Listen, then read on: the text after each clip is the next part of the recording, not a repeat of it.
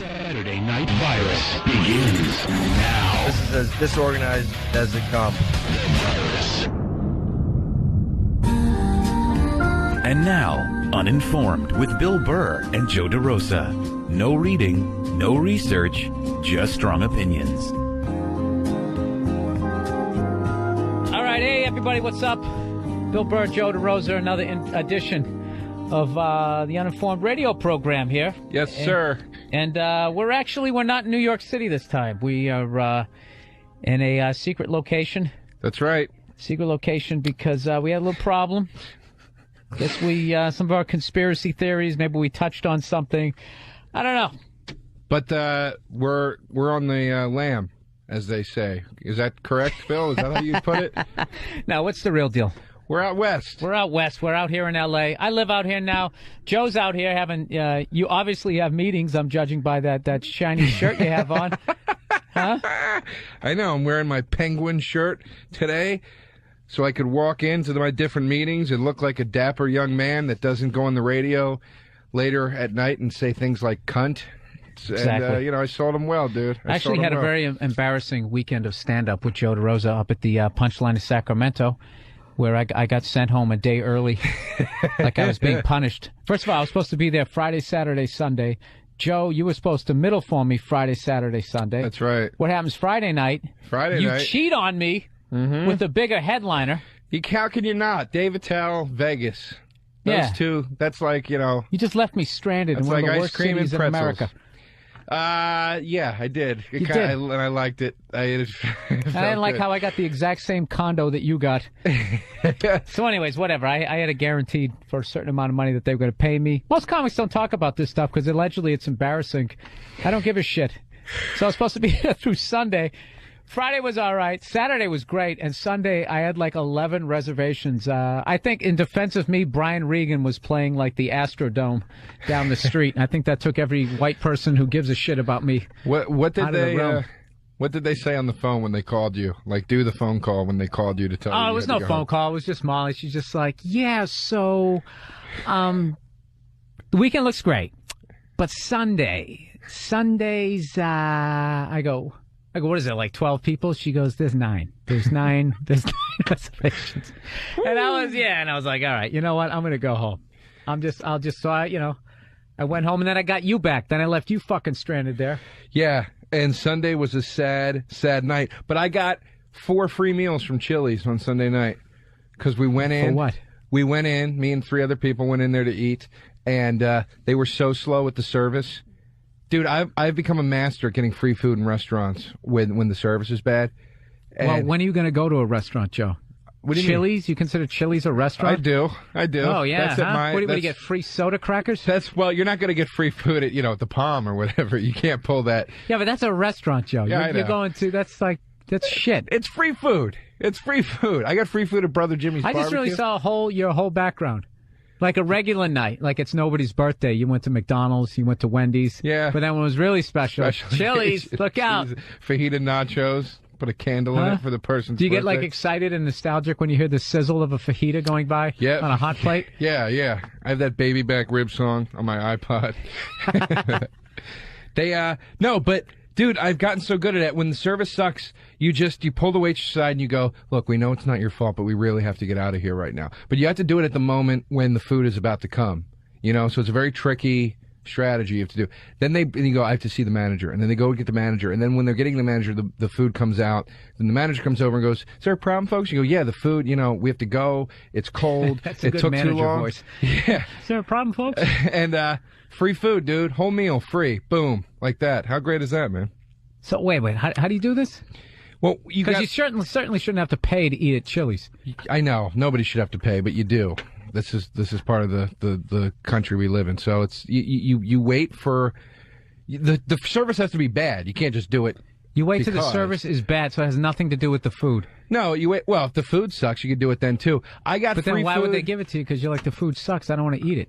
Well, then you get your money back. You eat, Then you get to spend your money on stuff you want to eat. You know what I mean? Or you eat just enough of it and you go, this is terrible. And you're full. You do the 20-minute digestion process. You had 2 your fajita nachos. That's enough. So you're like that asshole in Fast Times at Ridgemont High who brings the breakfast back and gets Judge Reinhold fired?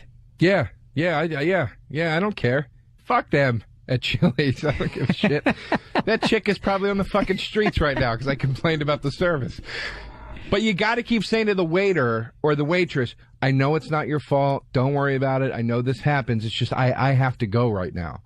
You know, you have to play it like that so you don't look like an asshole. You actually do that? Yeah, if the service sucks, I do it. I don't do it like as a scam to get free food. But like if the service sucks, I will get free food. I did it at Brother Jimmy's because they brought my food out first, and they didn't bring the food for my two friends. And my food sat there literally for 15 minutes before their food came. So when their food finally came, I go, guys, you know, I'm a gentleman. I wait for my friends to get served, too. I don't start eating without them. Gentlemen, you're a piece of shit. They don't know that. They don't know that. They don't do a background check. So I go, look, I don't start eating before anybody else. My food's cold. It's lousy. The service thing. Give me a free barbecue combo platter that night. You can't beat that. You know, Joe, I was wondering how you afforded to wear a sport coat every night of the weekend where I wasn't sent home. I now realize it. I now realize it. So anyways, that was that little bullshit. Hey, how you been? Crap at the top of the show. This is the Uninformed show. Oh, you got your index finger up, Joe. No. One thing we should say, though, before we move on, we should say hi to Tammy, because she drove all the way up to see you on Sunday night in Sacramento. Oh, that's right, and I wasn't even there. And you weren't there, but she's a fan of the show, so she stayed to see me, and she had fun, and she was a huge fan of you and me and the show. So thanks again, Tammy, for coming Okay, out. yeah, and I'll send her a couple of CDs. Look at that, how nice. This isn't even a holiday show. Zoom-zee. So let's totally turn it around. And Joe, I heard you had a death in the family. Yep, today. My uncle died today. Your uncle died today? Sad, man. I don't know. Like, if my uncle died, I wouldn't give a shit because I don't really know him. No, Do I know any of my uncles? Here's the saddest part, and then this is as sad as it'll get, and then I'll stop. He's like a real funny guy, and he's like a real ball breaker. So when I was a kid, I didn't get along with him because I didn't get it. You know what I mean? I didn't understand his humor. I thought he was just mean. And then when I got older, I started to appreciate it. And like over the last 2 years, I finally actually started to understand the guy and really get to know him and really like him. And look forward to spending time with him, and he died today. Dude, that's how it always happens.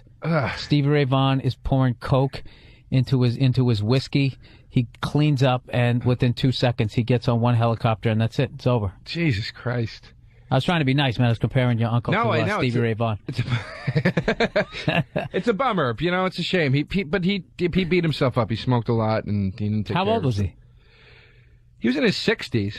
But, I mean, he's one of these guys, he had quintuple bypass surgery like 15 years ago, still kept smoking, still didn't eat right, had a stroke, still kept smoking, still didn't eat right. Yeah. Yeah, so then he had pacemakers, still kept smoking, still didn't eat right. Then finally, he had a heart attack. Jesus Christ, why didn't they should have made a commercial with him? Yeah, he was like the Bob Fosse. I am Joe DeRosa's uncle. By the time you see this. Don't smoke. My grandmother, 100 years old, actually, she had a hernia that she hasn't been telling anybody about for the last year, and it's gotten so bad her stomach is behind her heart, and she had an operation today to make her stomach, where is it supposed to be, in front of the pancreas? It's not supposed to be behind your heart. I realize that, Joe, because every time you pitter-pattered, that would upset your stomach. How does it do that? I don't understand how that... What causes it to go up behind your heart, though? Well, a hernia is a vacuum that's created from a draft that comes up through your taint. A lot of people don't realize that when you have a vagina, you know, whatever age, that adds to the draft. And what it does is if you're not careful, if you don't sit like a lady, eventually it pushes your innards up there. Really? Dude, I'm on Wikipedia right now reading it. That's fucking amazing. I didn't know that. Yeah, I always thought a hernia... I have no idea. I always thought a hernia was something that your guts drop down. I thought it was like a ball that formed and they had to remove it. Yeah, and your ball sack, right? I thought like it was like when you were helping somebody move and you're like, we don't need to empty out the fish tank. I got my end, right? 1, 2, 3, and you go to lift. He doesn't lift his end. Next thing you know, one of your balls unravels. No, it's not a ball. It's like I thought your guts came. What is it? It's muscle pushes through your innards, through your appendix. I thought it was like a gallstone, like that kind of thing. Like there's like a rock that forms in you somehow because you. No, it's not a gallstone. A gallstone is that's in your bladder. No, I know. But I'm kidney saying I thought it was stone like a gallstone. It's in your kidney. The gallstone, what's the gallstone is I don't know where it is, Joe. You have to pee it out. Did you ever hear that? A gallstone. No, that's the old days. No, you have to pee it No, out. no, not nowadays. No, they just laser it and then it comes out like Nestle Quick. It's like it comes out like powder. It does, dude. Shut the fuck up. Does it really? Yeah. No, they can do that now. Like back in the day when you had kidney stones, they had to go into your back. They had to like slice open your kidney. It's like you ever like cut up a pepper and you take the seeds out? That's what they had to do. Now what they do, or you had to pass it through your urinary tract. But now what they can do is they just take like a lightsaber, Joe, because I know you're such a sci-fi fan. Yeah, there you go. They shoot it at your back. And it turns into powder. Yeah, they nuke them. They put on those wraparound glasses, and they can somehow see through your back. They can somehow see through your back, but they can't come up with a fucking electric car that doesn't go more than 40 miles an hour. They put on the Willy Wonka glasses. Yeah. When he shrinks the kid, and they turn. Dude, can I tell you something? I've never seen that movie. You never saw that movie? No, I don't get it. What do you mean you don't? All the references and everybody goes oompa loompa and the whole crowd starts laughing. It's a great movie. It isn't, dude. And all the Star Wars movies suck. Oh, come on. 1 through 6, they all suck. Oh, stop it. They don't hold up. Come on, Joe. They don't hold up. Yes, they do. They don't. They do They entirely. don't. Joe, isn't there a band that you really loved when you were a kid and you go back and you listen to them, you're like, ew, Jesus. Yeah, but that's not Star Wars. That is Star Wars. But you were, Obi-Wan Kenobi. How old were you? 20 when they came out? No, Yeah, I was 3. I was 10. I was right in that wheelhouse. You didn't even understand what was going on. You were probably crying because it was too loud. You little Oshkosh fucking 3-year-old overalls. Look how mad and unentertained the producer looks right now. Do we have one? I know. If you could see, this looks like a condemned library that we're in right now. It's got these bright white. We're in the studio and it's got these bright white hallways, like in fucking Willy Wonka. But did you see down the hall they had like the that little creepy little lab in there? Yeah, that's what I'm saying. It looks you like smell that shit when you Silkwood came or up? some Yeah. shit. Yeah. That's They're gonna hose us down after this. That's where all the scientists are. They used to be in the garages and they would invent shit. That's what they're doing. They're hiding them in the radio stations now. Yeah, no, they invent that guy in there. He probably just invented something that would save the world, and they like, all right, they put it on the back shelf. Then they slap him around so he won't remember about it. Did you ever want to invent something? No. Never? I hate science. You hate science? Yeah. Really? I like it. I hated the beakers, the IP. I hated the whole thing. I think I like the idea of science more than actual science. You know, I just think it's pouring liquids together and then they Joe, you've had a hell of a week. And I think it's starting to affect what you like the idea of science. Joe, your uncle just passed away. Yeah. Okay, my grandmother's stomach was behind her heart. I think it's back where Dude, it's that's supposed fucking to be. amazing that she pulled through that operation at 100. Jesus Yeah, well, dude, Christ. don't jinx her, man. No, I'm she's not. still got 48 hours to get out of the woods here. No, that's incredible, though. Man. That's incredible. Yeah, and then me and my girl are Yeah, on she's a lot tougher than your uncle. Oh, Sorry, boy. man. It's a comedy show. It's funny. What I'm laughing. They, Okay, that was. Oh, by the way, that's the new me. Did you see how I laughed at that? I made a vow I'm not gonna freak out on the show anymore. Why? Because I freaked out last month, and it got weird again. I don't want to do that. I want to Joe, freak that's out. your hook. That's like Jimmy Walker says, I'm not going to say dynamite anymore. I know. But I'm nipping it in the bud now before it becomes synonymous with me. Like, oh, let's go see the freak out guy. I got to stop it now. Because Jimmy Walker let dynamite go on for way too long. Why? You know what you like? You like some bimbo girl who shows her titties in the first couple of movies and then decides she's an actress. Yep. And doesn't show her titties anymore. That's and you're it. going to be out of work, Joe. That's it. You know what you're going to do? You're going to be doing opening clubs. You know, like when they have like those little dance clubs and you go down there and you cut the ribbon. I was just gonna I say remember that. that guy. That's the guy who used to flip out on that show. Mr. DeRosa, would you do the honors, please? We give you the scissors of the city. No, I'm not talking. I'm talking about like the next time Zanzibar opens up. Yeah. Yeah, it's over, man. I'm going to try not to freak out. I'm going to just try to be more of a sport about stuff. And I just said sport. Yeah, man. You really did. Fucking idiot. I'm actually trying to be nice to you because I actually had some people in the Sacramento show was like, oh, man, it's so funny when you get under Joe's skin and he flips out. And I was like, yeah, it's kind of, good part of the show. And I'm like, I'm not being mean to Joe, am I? And the guy's like, hey, you're kind of being mean. That makes me feel really good, actually. What, that somebody feels bad for you? That another Well, yeah, man... it makes me just feel like I wasn't being completely crazy. I'm not saying it was all you. I'm saying it was both of us. It was you being mean. It was me being sensitive. And, whatever. So I'm going to try to be less sensitive, and you're going to try to be less mean, and there we go. Joe, you have to go with what works. I'm an asshole. You're not. You're a good man. But I mean, in order for me to entertain, I have to be an asshole. I think you're a good person. Because I don't know anything, Joe. So if I'm not being a dick, then, you're really just taking... I'm like a mime, and you're taking my white gloves away from me if I can't be an asshole. You're a good man. Come on, dude. I don't like when you talk about yourself like that. Joe, can we get into what the hell we want to talk about here on the show? Right. I'm sorry I was taking a minute to compliment you there. I know. I really am. I don't know how to take that. Jesus Christ. If you insult me, I'm fine with that. I know. All right. Oh wait. So the first thing we were going to talk about was the chick, I thought, right? Yes, that's what we were going to try to talk about. Yes. So what happened, Joe? You were on your It was on Love Street last time. I was on Love Street, see? Yeah. We're just having problems, man. We're on a little hiatus. We just got to that Joe, point. you know what? I did a sitcom about 10 years ago, and we're still on hiatus. Hiatus is a word that people use when they don't have the balls to say it's over. I don't know what to do, dude. I love her. I want to try to work these things out, but I mean, we're just fighting like crazy, man. Let me ask you this: How are you psyched that you're by yourself right now? No, it's making me sad. But here's the thing, dude. You don't look sad. Well, what am I gonna do? Walk around all day with a fucking weight on my head? It's like, OJ was out golfing before the murder trial. It's like, what the fuck are you gonna do? Now, you on coke right now? You're doing a lot of sniffing. No, my nose is itching. What the fuck was? Oh, so I love her, dude, and I want to make it work with her, but it's just not working right now. So what are you gonna do? You gotta just, I don't know. I'm rational enough of a man or a human being to say, all right, we're not getting any forward progression right now. What happened? You were doing great.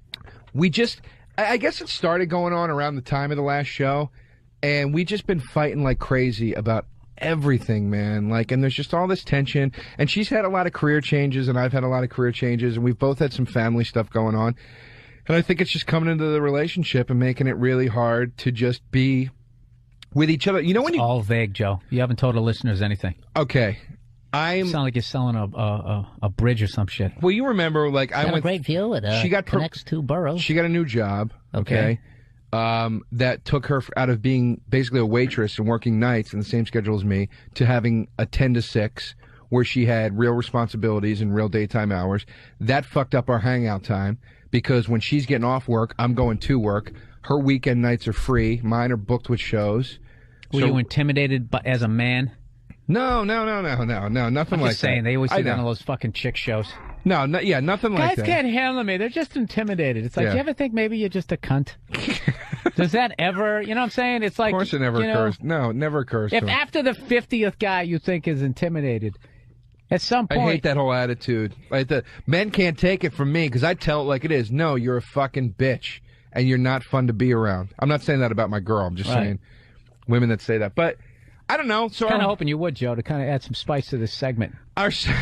You're really just going Oprah on me here. Yeah, I love her, and I just... No, look, our social life got fucked up, and there's a lot of tension, and we were just fighting all the time, dude. Did you hit her?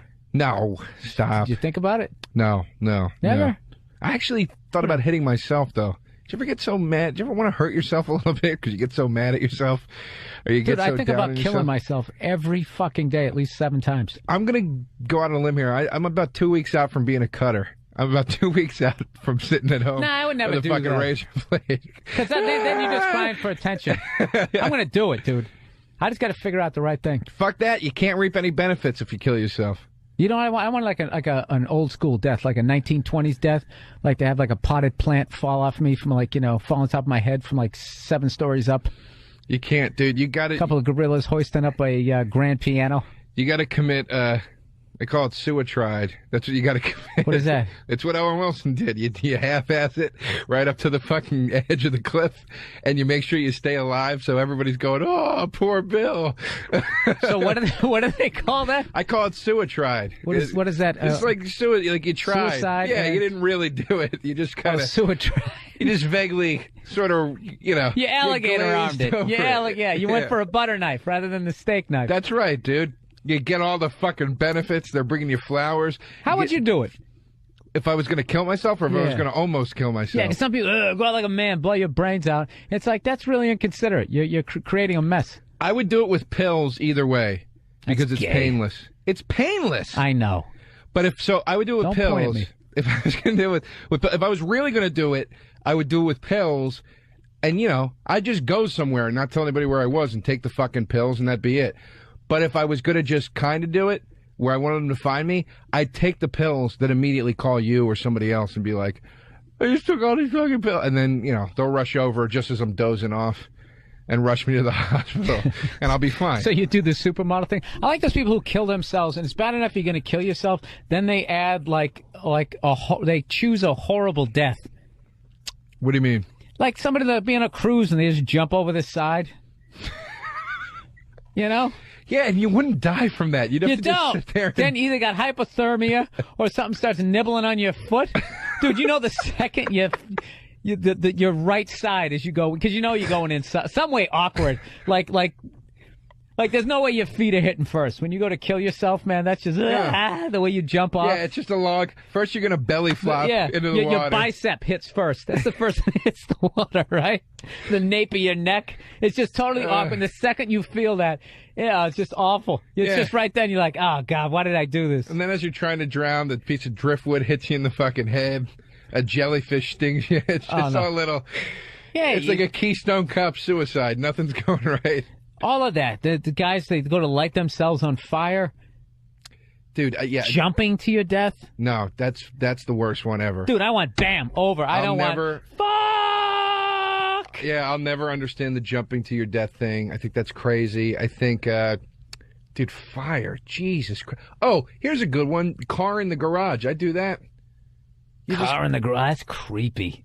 Why? I don't know. There's just something creepy about that. You just go to sleep. Dude, you know what you do if you really want to be considerate is you put a bunch of makeup on yourself like one of those kabuki broads. You know what I mean? So you look good when they find you. Your face isn't all blue and shit. And then put on a little clown makeup. Then you take your pills. And then and then you doze off. What about that guy from Boston? He took a couple of hibachis and put them in his bathroom and lit it. And then just laid down. On the hibachis? Not on the hibachis. Oh. No, he just lit them. And what did that do? You know what? I am so glad you said that. Why? Because I was sitting there like, what? You just put... No, the whatever that shit is. It's the same thing with the car? It's the same principle? Yeah, the Coles, the Kingston... The Kingsford, that's all toxic. I guess that's why they have chimneys, Joe. I thought it was because you didn't want to get it all smoky because that would make your eyes water, but evidently it can kill you.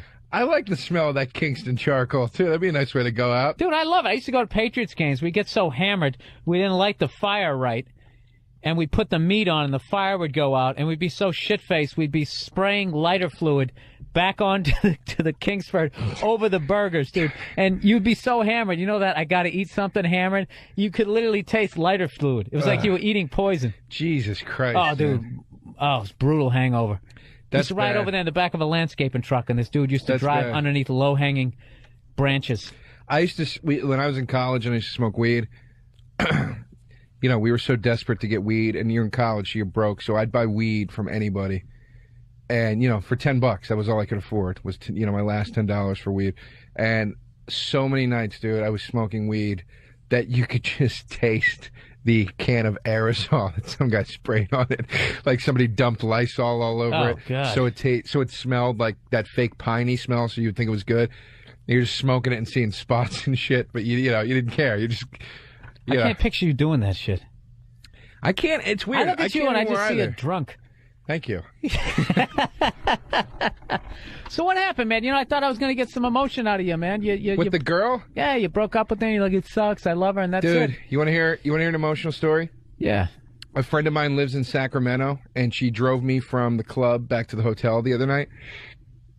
And we're sitting in the car, and she goes, so what's up? What happened with you and your girlfriend? I didn't even know you had a girlfriend. Like, what happened? And I go, well, we were together for 8 months, and, I really loved her, but then we, Oh, you started welling up? Yeah, and I just stopped, and I go, listen, I can't talk about this right now. I'm going to start crying. I can't talk about this. And she was like, oh, my God, you're so cute. You're so cute. Oh, that's so sweet. And I was like, I have to So go right cute. now. I'll see, because she was like she thought it was so endearing that I was going to cry. You should have taken your dick out. I tried to jam a finger in her. Did you? And she slapped me, and then no, and I just got out of the car. Dude, I couldn't, dude.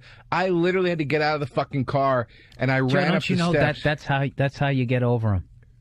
It's in that moment when you get choked up, and then there's the other female, and she's feeling bad for you. What you have to do in that moment, it's weird, is you have to take your dick out. Okay? Listen to me. I'm listening. So it's weird. So now you're getting blown and you're crying, and it's like the two emotions passing each other in the night, like a couple of ships that don't see each other, or that metaphor that I don't really know how it goes. I think that was it. And then you pass over into I'm banging chicks and I don't give a fuck. But I'm telling you, dude, if you're crying about this is anybody listening to the show, I'm telling you this is true. If you're crying about your ex-girlfriend while getting blown, the second you come, that's it. You have no more feelings for the other one. You just shoot it all out? That's it. You never saw that movie Ghost? That happens, right? That doesn't happen, but it's the point? same philosophy. Speaking of which, you see Patrick Swayze has pancreatic cancer? Dude, wow, this is really a gloomy first fucking hour, Joe. That's the most dangerous of all the cancers. I'm so sick of people who aren't doctors saying that. It is, though. I know it is, and everybody knows that. People, that's one of the most dangerous. You see, the pancreas is like the... Is there any way to survive it, or is that it? Well, his people are trying to say that he doesn't have a bad... somehow he has a light version of it, and they caught it early or whatever. He's fine. He's undergoing treatment, and he's still considering other projects. I think they're just trying to sign him up for another Dirty Dancing. Wheel him on. Considering other projects, there were no projects. They're talking like he's De Niro. When De Niro got colon cancer for that, don't worry, he's going to keep working. Don't you wish you had the balls to just take yourself out and something like that? You know what I mean? You get pancreatic cancer, you're going down. It's over. You're going down. Dude, straight to Thailand. That's where I'd go. Straight to Thailand, no rubbers, having fucking orgies, Thai hookers. I wouldn't give a shit. I'd do it all. Dude, you can do that in this country. Where they weigh more than fucking 30 ounces. That'd be it, dude. Why would you want to go over there with those If I knew it was over in a month, I'd try to catch AIDS. I'd be like, how hard could it be? Let's put it to a test. Because I'm going out anyway. Where would you go? Where would you start? I would just start fucking hookers without a rubber on. That's it. And just see how long it would take to catch it. Yeah, let's say you don't have any frequent flyer miles. That's the first place you go? Yeah. Trannies? Well, not even trannies. No, I don't want to fuck a tranny. That idea doesn't excite me, despite previous discussions on this show. Yeah, that was a little weird, Joe. I kind of blew right by that. I don't want to have sex with one. But no, I would just go to regular hookers, like the bathhouses, the joints, the Asian joints. I'd just start trying. Just come walking in there with like open sores. Yeah, and just see who it. I know a guy. It's funny. I bet you still wouldn't get it. That's what I'm saying. I would just be like, let's see what happens. Yeah, it's like, I think it's really hard to get. It is. Because all my friends are fucking animals. Dude, I don't know anybody that's got it. Dude, we're just jinxing ourselves right now. I know. I actually got a little, freaked out. Yeah, we shouldn't say that. You guys need to be responsible. And we also have to be responsible, too. We were supposed to take a break like 5 minutes ago. You're listening to Uninformed. Bill Burr, Joe DeRosa. We're going to be talking about Dubai this episode, trying to learn some shit about that, and with Maz Jobrani as our guest. It's Uninformed with Bill Burr and Joe DeRosa.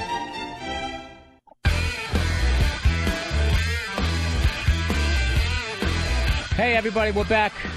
Uninformed. Bill Burr and Joe DeRosa here.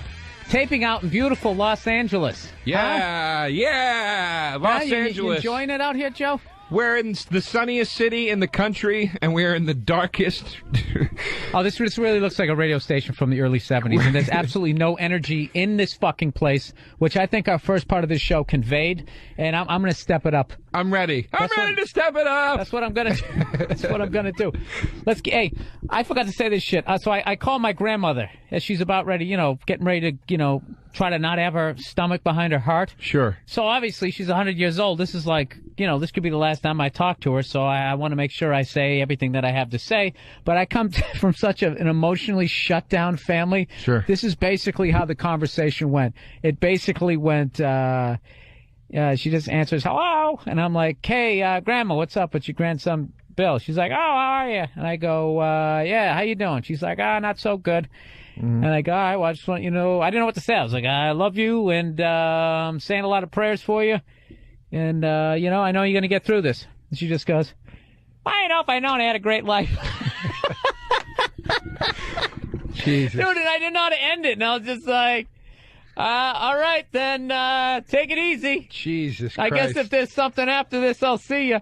Dude, and it was like, it was just weird, man. I come from a weird family. Like, I'm going to be sad when I see her. I'm not sad on the phone. I can't fucking emote on the phone. I have a hard time with that, too. Talking to my cousins today was really hard because you're just doing the, like, hey, buddy, if you need anything. I just said to him, I go, I'm not going to sit here and lie to you. I don't even know what to say to you right now. I can't fathom what you're going through, but I'm here for you. I love you if you need anything. Because what else can you say, dude? My grandma... I got to beep. I got to take this. On Christmas Day, my grandma... I was talking to her on the phone. My grandfather died in August. Uh-huh. I was talking on the phone, and I go, hey, Nan, how you doing? Merry Christmas. And she goes, thank you, dear. And I go, how you doing? And she goes, well, it's a rough day. It's not a happy day, you know. This is on Christmas. Yeah, she goes, it's very hard because it was her first Christmas without my granddad, you know. Oh God. And then I go, well, Nan, I understand everything you're going through, and my heart goes out to you. I understand what's happening to you right now. And she goes, well, Joe, if it's never happened to you, I doubt you understand it. Which is so true, but it's just like, he's going to be like, you know what, you fucking old bag. I don't know what to say. What am I supposed to say here? Okay, you're right. I don't know what it's like. Yeah, that's a real, Jesus like, you Christ. know what, then fuck you. Yeah, go fuck yourself. That's such a douchey thing to do to somebody. They know, but I mean, I don't know. I was furious the whole day because of it. It's fucked up my whole Christmas. Honestly, I was mad. Did you curse her out? Like to yourself? Oh, I was screaming about her at my parents. My parents were upset, too. They were like, she shouldn't have said that to you. You don't say that, man. I'm just picturing you in, like, Christmas turtleneck sweater. I'm trying to say I feel bad for her. Just crying with a Nerf hoop right behind your head. Oh, yeah, dude, it's brutal. Yeah, dude, it was... My dad calls up, and he's so emotionally removed. He doesn't know how to deal with anything, so all he does is just talk in medical terms. What do you say? Yeah, basically, she's got a bilateral concussion of the temporal lobe, and what they're going to do is they're going to make an incision, and they already got an FO tube going. He starts using all this terminology. It's like fucking watching like the nerd version of MASH, and it's just like that. I don't even know what the fuck you're talking about, but I grew up with you, so I understand that. I get it. We don't know what to do. She's gonna die, or maybe she's not gonna die. What am I saying? She made it through. She made it through, dude. She made it through. Yeah, there's like 2 more days we got to worry about, but it's just like, I mean, I don't know how to fucking sit. You know what it is, dude? I can't sit here and act, I just got to be like, maybe, I don't know. The whole thing is first of all, it's unbelievable she lived as long as she's lived. It's incredible, dude. Yeah, how much she's seen, and dude, iPods were wooden. No. She basically, what's killing me, dude, though, seriously, is this having just paid another huge fucking chunk of taxes. Okay, and I've been telling you to watch that Freedom to Fascism documentary. Yeah, where they basically are showing how income tax isn't even legal. It's just voluntary tax, how the Federal Reserve is just a group of bankers, and the IRS is the agency that, that's like their bouncers. Right. They come out with their little headsets, pull up in that black van. Yeah. As you try to hide behind the desk you bought at Staples. Yeah. And try to grab some receipts out of that fucking trash can. But this is what kills me, man. So let's just say, for sake of argument, my grandmother grosses $1 million in her lifetime. Okay? And, whenever she passes, and so already they took half of that. Right. Okay? Now, say somehow she was able to invest and you make $500,000. Yeah. They come in when I didn't realize this. When you die, you can't just give like money out to people. They take half of that. So they would have taken 500, then another 250. So they got 75% of her money. They will. Dude, it's unbelievable. 75, half of what you made, and then half of whatever you saved. It's unbelievable. So basically, dying a rich person is very stupid. Dude, you can't. Yeah, it's pointless. It's pointless. You can save all the. I mean, it's really incredible. Like when you see what they do to your money when you die. It doesn't matter how much you amass during your life and how much you save. When you're gone, they're getting the bulk of it. Dude, And but what kills it's me... not going to provide any real security. Yeah, but what kills me is, according to this thing, is it's not the government. I used to pay it going like, all right, this sucks, but, this is for the roads. This is for, the bus system, the subways, you know what I mean? This is so they keep Abraham Lincoln's head shiny at the Lincoln Memorial. I had no problem with it. Well, but now I'm finding that you already pay taxes for all of that anyways. You pay 40 cents a gallon on gas. This thing, dude, it had, you'd have to be the Rain Man to remember all the taxes you're paying that you don't even know about. Right. Forget about, property tax and all that crap. And then they have this income tax on the top. Dude, it's the way... Dude, they even control, how you spend your money. Say, every year, I have a chunk of money left, and I have two options. Either I can stick it into my SEP IRA. What I want to do is I want to pay down my fucking mortgage. But if I do that, then they're going to take, Elvis taxes on it. But if I stick it into my IRA, they're not going to fuck with it. But where does that money go? It goes down to Wall Street, into the corporation. So they're making money off of my fucking money. Well, what is the, I don't understand, though. This is what I always get confused about. That's all based on a documentary I watched 8 months ago and no follow-up research whatsoever. What is the, but I don't understand, if it's not the government, what is the, that's the part that confuses me. How do they function legally? I guess they were basically, they're a group of bankers. You're going back to the Rockefellers, as far as what I can remember from watching documentaries and nodding off. Right, reading Wikipedia. It was basically like the Rockefellers, J.P. Morgan, those kinds of guys. What they did in 1907, right around the time my grandmother was born, right? What they did was they created a panic in the banks, and they started this rumor, which I don't know how the fuck you did it back then. Where you said it to a guy and you slapped the ass on his horse, and he took off screaming frantically. Well, they were all the way you did it back then was that the banks. This is actually the reason. This is true. This is the reason that marijuana is still illegal in the United States, because after Prohibition, they were going to re-legalize marijuana as well as alcohol, and they didn't, because back in those days, it's the banks and the newspapers were in bed together, 100%. So that's what yellow journalism, that's how it became so strong, basically, was because they had basically all the major finance in the country behind. Joe, I'm trying to talk about what I don't know anything about. Can I finish with that first? But I'm saying that's what they did. They had the papers they'd on have their the papers side to it. Oh, I get it. Well, so basically, they basically started this rumor that this one bank didn't have any money left. So it caused a run on the bank. Now, obviously, they're always loaning out money, so if everybody goes down there, they don't have enough money to cover. So it caused this big fucking panic. They had to basically shut down the banks, and everybody was freaking out. And what these guys did was then they moved him to the government. They said, hey, you should just have one bank for the government, and they somehow convinced them that they're going to print the money. They print the money for this country with interest. Dude, I'm so fucking stupid. I don't even get what they're doing. I just know that they're making a ton of cash. And then 8 years later or something like that, they snuck in this income tax. Why can't the government just print the money, though? Well, you know who's the last guy who tried doing that, Joe? Evidently, it was John F. Kennedy. He tried. I swear to God, dude, I'm not making this shit up. He tried, and that man was. He printed $1 billion, like $4 billion. He was going to try to do away with those guys because then, didn't John Lennon write a song about that? Yeah, huh? And there he is. He's gone. Dude, all I'm saying is, Joe, this is the thing about this stuff. Seriously, people listen because everybody thinks I'm a fucking whack job when it comes to this, except for a few guys who actually send me these things, like a funny thing happened on the way to the moon and that type of thing. But it's like I'm not one of these conspiracy theorists who believes in George Bush is an alien or blah but I definitely believe there's dude, when you watch these fucking little hacky dictators, when I look at dictators, they're like open mic, like Pentagon people. Yeah, so they're just sloppy. They got to shoot people in the streets and all that. We got it so fucking down, or they do, that they just have this system in place.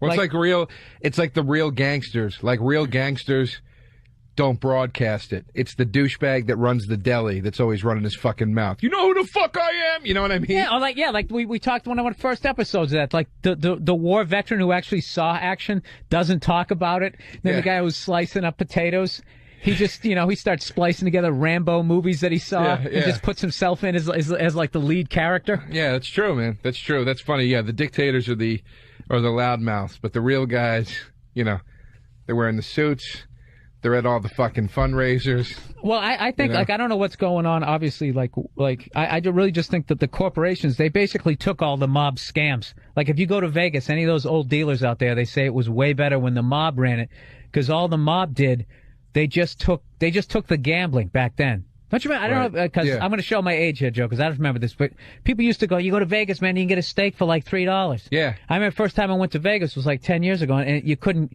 maybe down Old Vegas, you could get one. Well, we were talking about that, dude. But even, I was just there the other week, and I went to one of the famous Vegas buffets, and they're supposed to be like $8 or whatever. It was fucking $30. Yeah, it's $30.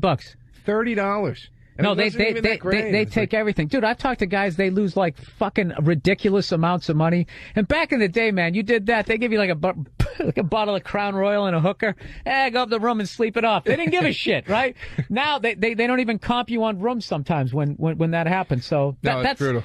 That's like been like the basis, dude, of like so many of my absolute freakouts. When like I actually yelled at one of those. What the hell do they call those idiots there who search you at the airport? TSA or the whatever the hell they are? I call them the security. I call them cunts, Joe. I'm going through security, right? Right. Okay, I've done this a million times. I know what the fuck I'm doing, right? I get everything off. Everything's great. I go through that and they, sir, we need to check your bag, sir. Yeah, of course. And they take out a thing of toothpaste. Tom's main toothpaste, no fluoride, because I'm true to the show, right? So I go, it's toothpaste. You can't have any liquid or gels. And I go, it's toothpaste. Well, we consider it a gel. I'm like, it says paste on the side of the thing. And she's like, well, you can go back if you want to. I go, what, uncheck my fucking bag? Like, I didn't drop the F word. But, no, you're a bigger man than I am. No, dude, I'm not going to do that. No, I do. No, you don't. You don't drop the F-bomb to those $8 an hour people. Because they'll take you in the back room. And I'll then, tell you a story when you're done with your story. Oh, am I boring you? No, I'm saying I'll tell you how I react. Oh, I thought it was some passive-aggressive thing. No, hey, no. dude, whenever you finish. Whenever you're done, Bill. Yeah, whenever you can get around to it. No, but dude, I don't know. I've just realized, like, that's the new thing with, like, corporations, dude. They're having you do the fucking job more and more. You bring a rental car back, you got to write the gas and the mileage down. It's like, dude, I don't fucking work here. It's ridiculous, man. I saw my brother, like, literally took the keys as he got out, and the guy's going, sir, and he just fired him right at the guy's chest. He goes, I'm not doing it. It's ridiculous, man. I got tied up in security at the airport the other day, and, you know, the gray tubs that you put your shit in? Yeah. They were so off their game that the tubs were lined up all the way to where they come out of the conveyor belt. Yeah. With people's shit that they were, like, doing random checks on. So everybody's all backed up in line. My shit's sitting there at the very top of the line. It had just come through the machine. And I'm like, all right, I can't hold up the line because these fucking morons can't do their job. So I take all my shit out with my laptop, and I walk over to the table at Burger King. I put my bag down, and I put my laptop on top of it. Brand new fucking laptop. It slides off my bag, just boom, bounces off the floor. Because these fucking morons, if they had their shit together, I would have put it in the bag when I was supposed to. And I just go, fucking cunt! Like that.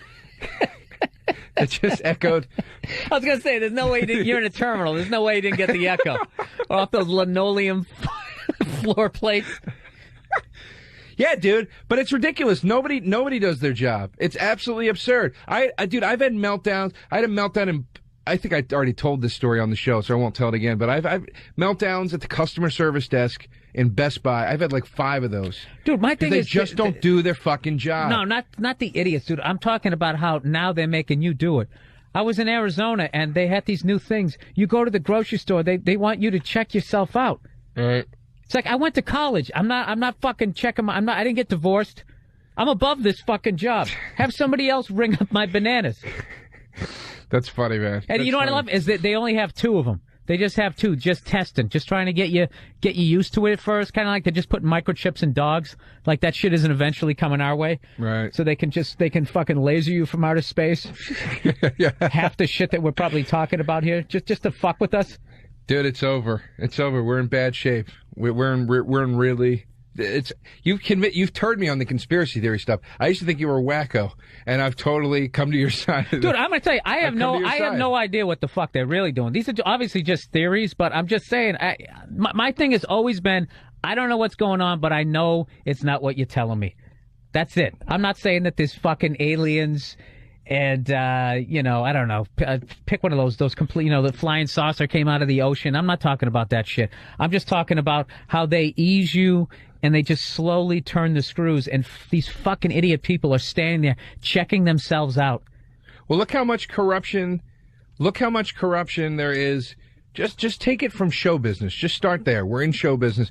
Look at how much corruption and dirty play goes on just amongst... At this level. At just this level of show business with guys that have marginal power, marginal authority, and marginal money compared to real rich people. Right. And then just take that up 20 notches. Yeah, but somehow if you have like an American flag waving behind you, then all of a sudden that these guys actually give a shit about you. They don't. Like, I've never felt more expendable than when I go through airport security. The Marines aren't there anymore. Remember after 9/11? It was fucking great. They had a couple Marines there, They got guns. the M16. They had the goddamn bayonet there. It was great. It was like, great, good. That freaked me out more, though, to be honest with you. I loved it. Because I wanted a guy with, like, with that gun where you got to feed the bullets into it.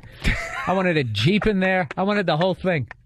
And anybody remotely with any sort of fucking, I don't know. Yeah, you anybody with flip-flops, you fucking train the gun right on them. One of those guys with the curled up Jesse Ventura cowboy hat from Predator that's curled up on the sides. Yeah, that's what I want. I want a couple of those guys from Apocalypse Now, those guys who were hanging with Marlon Brando when they left the program.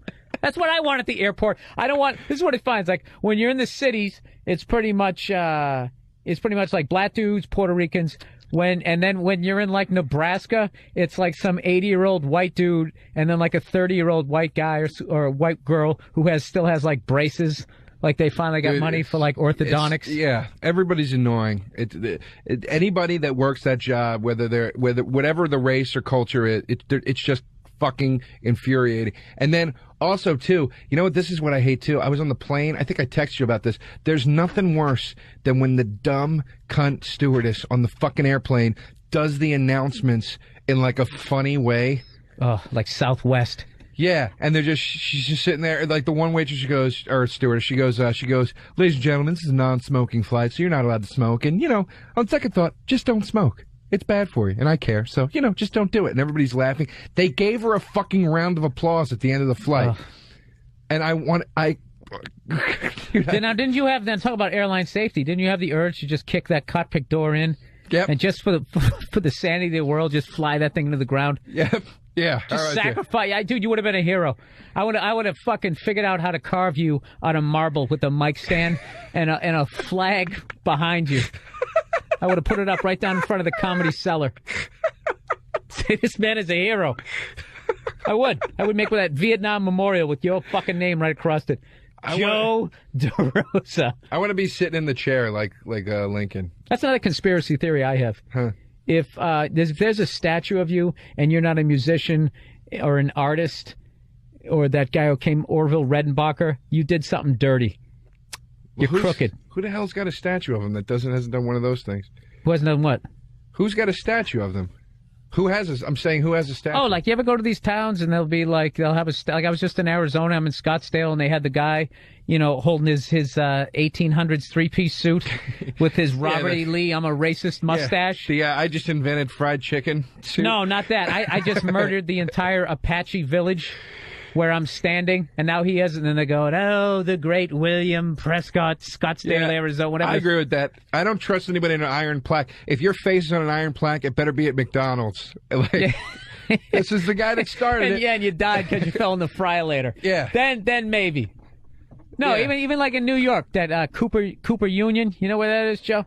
Nope. Right down there in the village. I don't get out much, Bill. A couple blocks east from the old Triangle Shirtwaist Fire. Nope. No, you don't need that shit. Remember I used to annoy you with that shit? I used to walk around New York City for our listeners out there, and I used to just point out buildings and just telling you historical facts. Just do it first because I really thought you were going to find it interesting. Then I found out it annoyed the shit out of you, and I just couldn't stop doing it.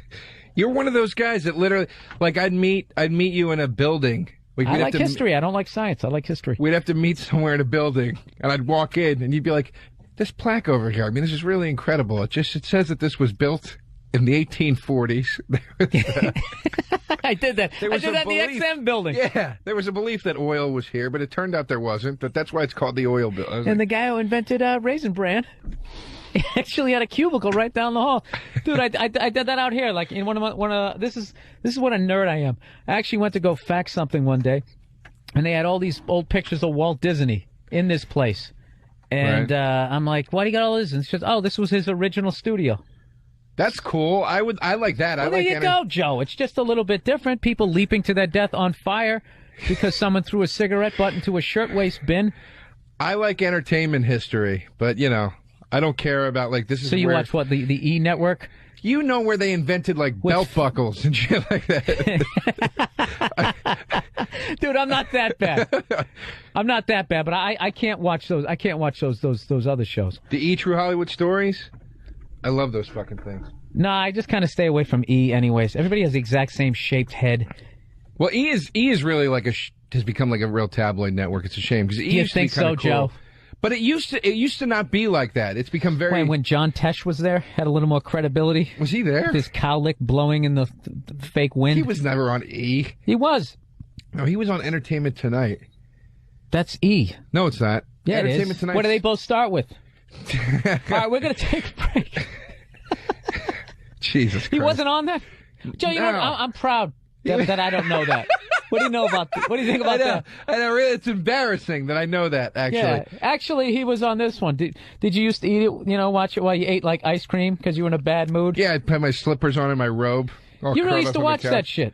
You listened to Frank Zappa, you watched John Tesh, and you didn't watch sports. No. I never watched John Tesh. I used to watch E! though. I used to watch the E! Network. I used to like it. They used to have, like, cool, like, shows on it. Well, I'm trying to think. Like, Talk Soup was a great show. That's still a great show. That's on the E! Network, though, Joe. Yeah, I know. That's what I'm saying. So that's what I'm saying. What are you saying? So Entertainment Tonight. No, I'm saying I didn't became the E! channel. Okay. In the 1700s, Joe, there's a plaque right in the bottom of this building I know. that talks about it. Jesus Christ. So, Joe, what the fuck? Let's get back to the little conspiracy thing. Like, I don't know, man. Like, this is one of these shows I wish was like a live thing. Is there anybody out there who is organizing a group? Because there's no way I'm going to be the guy who organizes the group that says, let's stop paying income taxes and not. No fucking way. Oh, yeah, dude. I mean, how quick before you get whacked? They won't whack you. They'll just put you in prison. That's all they're going to do. They're going to just put you in prison. No. That's just if you evade taxes. But I mean, if you actually start to have a movement that actually is generating some sort of power, that's when, they just stick the piano wire right across wherever you go rollerblading. Yeah, I don't. Fuck that. I'll pay the taxes and not worry about it. First they ignore you, then they laugh. Well, then they fight, and then you lose. Isn't that the Gandhi thing, Joe? We're just not big enough to do it.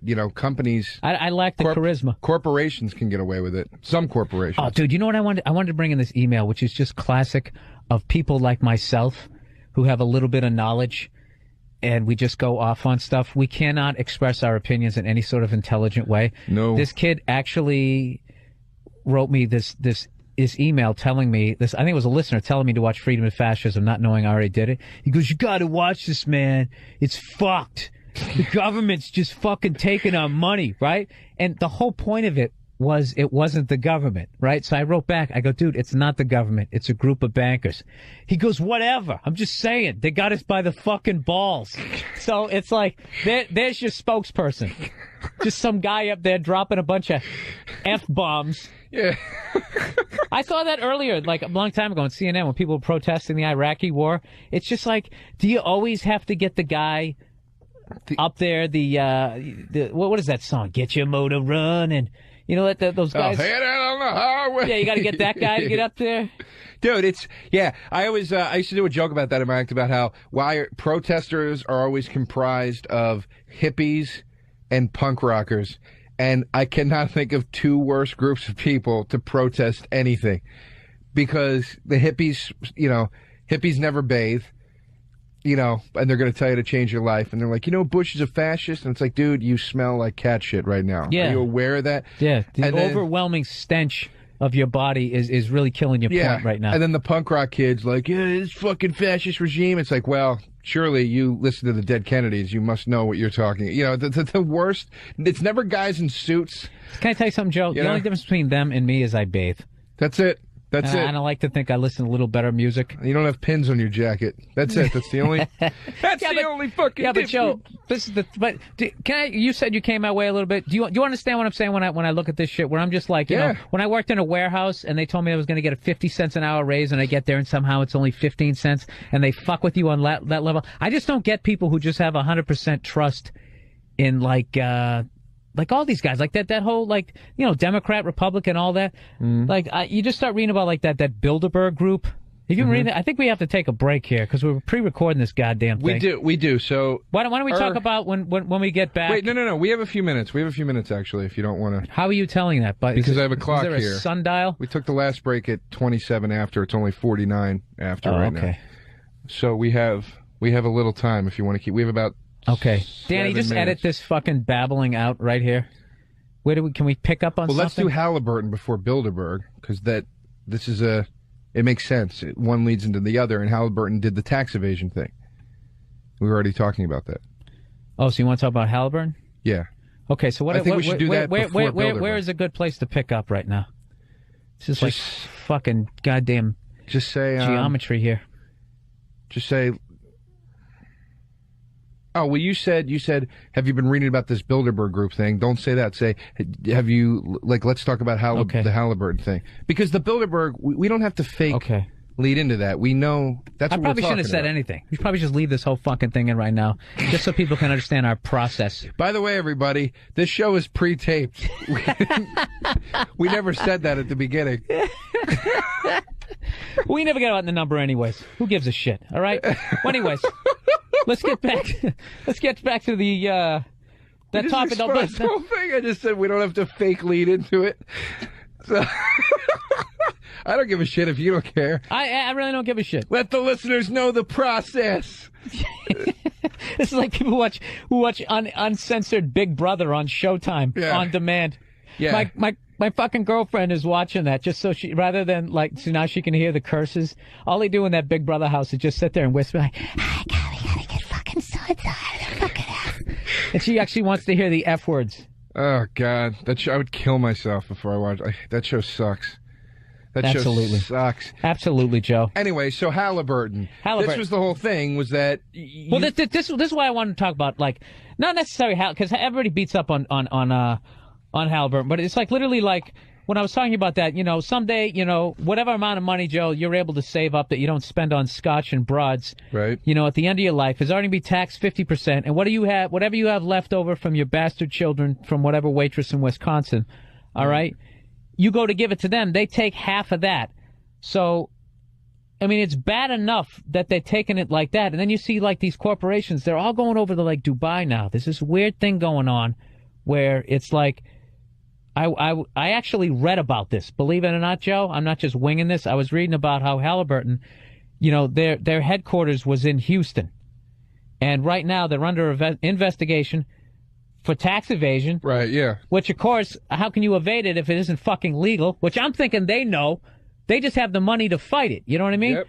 And then they're also under investigation for overcharging the armed services.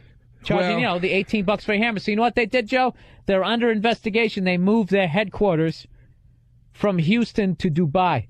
And, of course, their defense is that they need to move to Dubai because it's an Arab boom town. Excuse me, their defense is that they went over there because that hemisphere, the Eastern Hemisphere, is the market that's more heavily weighted toward We went over there to concentrate on interest in the Eastern Hemisphere.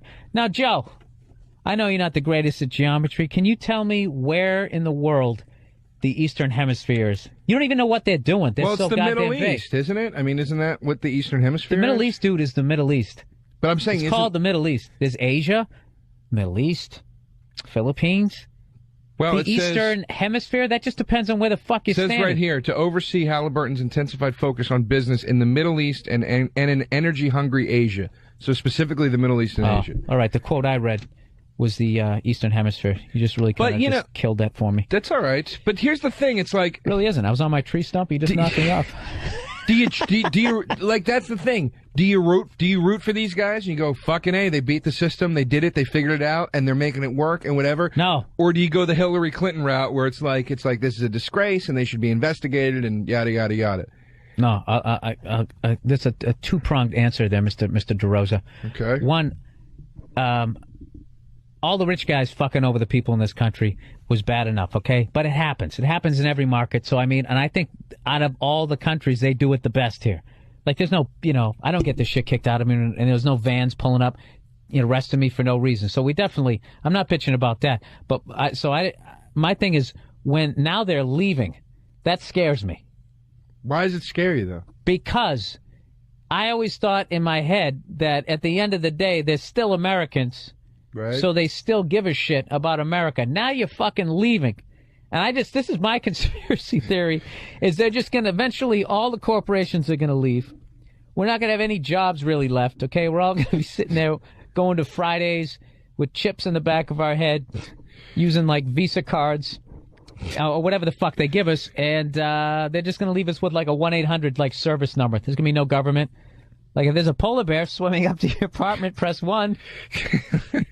If Snake Plissken is crawling out of a manhole, press 2. It's like, what the fuck are they doing? Well, and I don't give a shit what Hillary Clinton says, because her and all those other assholes were going like, oh, we're gonna stop this war in Iraq. They're not, dude. They're a joke. Republicans and Democrats, dude. Dude. It's a big farce. But I mean, but that's my point. It's like maybe they're just moving. Maybe Halliburton is just going overseas and saying, fuck you, fuck your income tax laws or whatever that we don't believe in. If we go over there, we get to keep more money, and we're going over there. So whatever. They're still keeping their home base in Houston. They're not changing that. They're just moving their primary headquarters to Dubai. I mean, they're still going to have functionality. But you know what? Because this is why, Joe. Then they should stand around and start something to fight it. They're actually saving themselves, saying "fuck you" while they're under investigation for overcharging our military. And you see all those kids over there complaining that they don't have the right kind of equipment. Not only do they have the right, maybe they'd have a little more money if these guys who are allegedly doing this, if they're actually doing it. Man, that's criminal. It says Halliburton was responsible for $2.7 billion of the $10 billion in contractor waste and overcharging in Iraq. It's a lot of fucking money, dude. Yeah, it's like, dude, how big? My big thing is like, I don't give a shit that there's people running me, because obviously I think I've proved more than enough with half the stuff I've said in the show that I can barely manage myself. There's no way that I need somebody governing me. But, like, it does get to the point, dude. The last 10 years is the first time I've just really been sitting there like, how big does your fucking yacht have to be? Like, I feel like when I get on the airplanes and they've mushed the rows like another inch together, and you go to put your tray down and the guy in front of you leans back, and it's a little, That's so funny, though, dude, because, like, I'm the same way. Like, I want to be independent. I want to be a free thinker, but I really need somebody to tell me what to do. Oh, some overall parental figure? Totally. Somebody's like, go that way. Just walk that way. Okay. Dude, and my thing is, I don't mind if you gotta fuck me. Just don't go balls deep. And that's what I'm saying. That's what they seem to be doing. The airlines are the worst, dude. It's too many. Yeah. Anyway. All right. Is our guest just showed up, Maz? Yeah, he's here. We're ready for... So when we come back to Uninformed, which is basically two jackasses talking about shit we don't know about, we're going to try to actually learn something about half the stuff that we just brought up. Dude, it's too bad we don't have our phones, because there's a bunch of people who just want to call us up and tell us what idiots we are, or maybe agree with us. But we're going to be coming right back. We're going to be talking about Dubai. So all you truckers, get your globes out, get that hooker off of you, and we'll be back with Uninformed. Uninformed with Bill Burr and Joe DeRosa. All right, we are back, Uninformed with Bill Burr and Joe DeRosa. DeRosa? I almost was thinking that and our guest, Maz Jobrani. Jobrani. I started that again. All right. I'm not going to do it again. Whatever. I fuck up a lot in this show. We're back, and before we went to break, we were actually we were talking about Halliburton moving to Dubai, which I got to admit, dude, I had no idea what this place was, where it was from, and where it's at in the world, until I saw a piece on it on 60 Minutes, and I was telling Maz as we came in here that I don't know, it just kind of freaks me out that these guys are going over there. First of all, before I get going here, why don't we just introduce Maz to our audience? Maz Jobrani. Yes, I say it right. I always want to say Jobrani because of The Rock. The Rock. Jobrani. Very funny comedian. You've been doing the Axis of Evil tour, which is it's like what you, Ahmed, Aaron Cater, Dean Abidallah. It's just like, four Middle Eastern comics, doing a tour. Tour around the country. It's basically blue collar, but from the Middle East. Yeah, basically. Now, have you run into a lot of racists out there where I ain't going to go see them fuckers? You know what? We actually, when it came out on Comedy Central, I went online to kind of see what's been said. And a couple guys, there was a couple like conservative blogs. Like one guy, I think it was the Sean Hannity blog page or something. Somebody was blogging and asking the other people on the page, "Would you go see these guys?" Jesus. And some of them were just like straight up like you just said, like I ain't gonna go see these Arabs. But some of them were just like they kind of skirted the issue by saying, I don't like my comedy to be political. I just want. Oh, that's hilarious. That's Dude, funny. What's funny about that though? If you actually are a terrorist, this is one of the greatest like covers ever. Oh yeah. I mean, what do they usually do? What did the you're tapped in that network? Yeah, they usually do stuff like they get their student visas and then they hang out and they get jobs at the gas station. It's kind of quiet, sweeping the floor. And the big thing is they pray like 3 times a day. They look to the east, is it, or something like that? 5 times a day. And then the big thing is that day when they go to the strip club. That's when you know something's going down. That's right? when it's going down. When they're shaved, when they finally shave and go to the strip club, you're like, oh shit. What is the deal with the shaving? The shaving is I have no idea. Maybe blend in, I suppose. I guess. But until then, if you're not gonna blend, I guess those guys shaved going into the guys doing the 9/11 thing. They all were cleanly shaven and ready to go. Oh yeah, trying to look like they worked for Verizon. Exactly. They were cell phone Just a salesmen. couple of engineers. By the way, I want to personally thank Maz because I've done a couple Axis of Evil shows with him, and we've also done some Arab American Comedy Festival shows together and a whole bunch of different stuff. And I am as absolutely ignorant about this stuff as you are, even though I'm part Arab, and he has completely indulged me. You are. He's like the black guy who grew up all around white people, right. And he's into like Judas Priest. I am the Alfonso Ribeiro Yeah, that's the name. Yeah. of the fucking Axis of Evil. Yeah, exactly. Well, that's cool, man. So But, you guys have been going around doing that tour. Interestingly enough, speaking of Dubai, because that's what we really want to learn about on this show. Like, because I threw that reference out, I think, every night on stage. And there's always that voice in the back of my head going, Bill, you really don't know what the fuck you're talking about here. Yeah. But They've been there a million times. What is... Well, I like the fact that, like, I'm the expert. I've been there once for 5 days. But I'm the expert. On this show, I am the expert. Dude, if you you listen to that last segment, dude, how stupid did we it's great. sound? I love it. It's perfect. We read a page on Wikipedia. That's all we know. Yeah, so it's compared to great. us, dude, And you're we're like, suspicious. Yeah, of course. Why wouldn't you be? No, it's I went there. We went there. Actually, we did the tour, and part of the tour was we went to the Middle East. So we went to Dubai, we went to Egypt, we went to Jordan, we went to Beirut and Kuwait. How did it sell when you went out there? It sold out, man. That's amazing to me because if I went on tour with like 4 other white guys and I went to like, Michigan, there's a bunch of white people already there that wouldn't be like special. You know what I mean? I would think you're going to where you guys are a dime a dozen. Well, you would think, but That to be like, yeah. we finally get an American show and they're sending us more Arabs. We got a million of I them. already got them. No, you know what was crazy was I think the problem was this is what I learned. Like I'll be honest with you. Like I was born in Iran. I grew up in America, and I know that Iranians. There's a lot of Iranians back there that are very hip. They're very modern. Right. They know it. Like they love the West. I went back 10 years ago, and there was guys with like Shaquille O'Neal jerseys from the Lakers, and just like they just love the West. Right. They get the films, the internet, all that. But the NBA West or just the West? Basically, Okay. they're big fans of the NBA West only. Okay. But not the Philadelphia Sixers. They hate. No, but it was funny. So I knew that. But then I forgot, as like an American, you get a little paranoid as well, living here and seeing the orange alerts and the red alerts and all this crap. Right. And before we went on this tour, I actually went and saw that movie, The Kingdom. Right. Which was about Jamie Foxx and a bunch of FBI guys who go to Saudi Arabia to investigate this explosion. And like, they're just walking down like a regular street, and all of a sudden, like, it looks like there's a lady with her kids, and everything looks, pleasant until like some like Arab dude who looked innocent a second ago pulls out a bazooka out of his ass and starts shooting at him. So I went and saw that. I swear to God. Yeah. And I swear to God, after that, I swear I got on the phone with Ahmed. I'm like, maybe we need security out there. Like, what the hell? Like, I started freaking out. Oh, I don't think I can't go over there and be kidnapped and I'm wear that orange jumpsuit and get my head sawed off. Yeah. I'm always afraid I'll end up in the backseat of the car with the blindfold on. Right. Which is so arrogant, like we're worthy of being kidnapped. Exactly. Well, I almost did a tour that was going to go to Dubai. It was going to go to Egypt, and I guess possibly Iraq or some other places.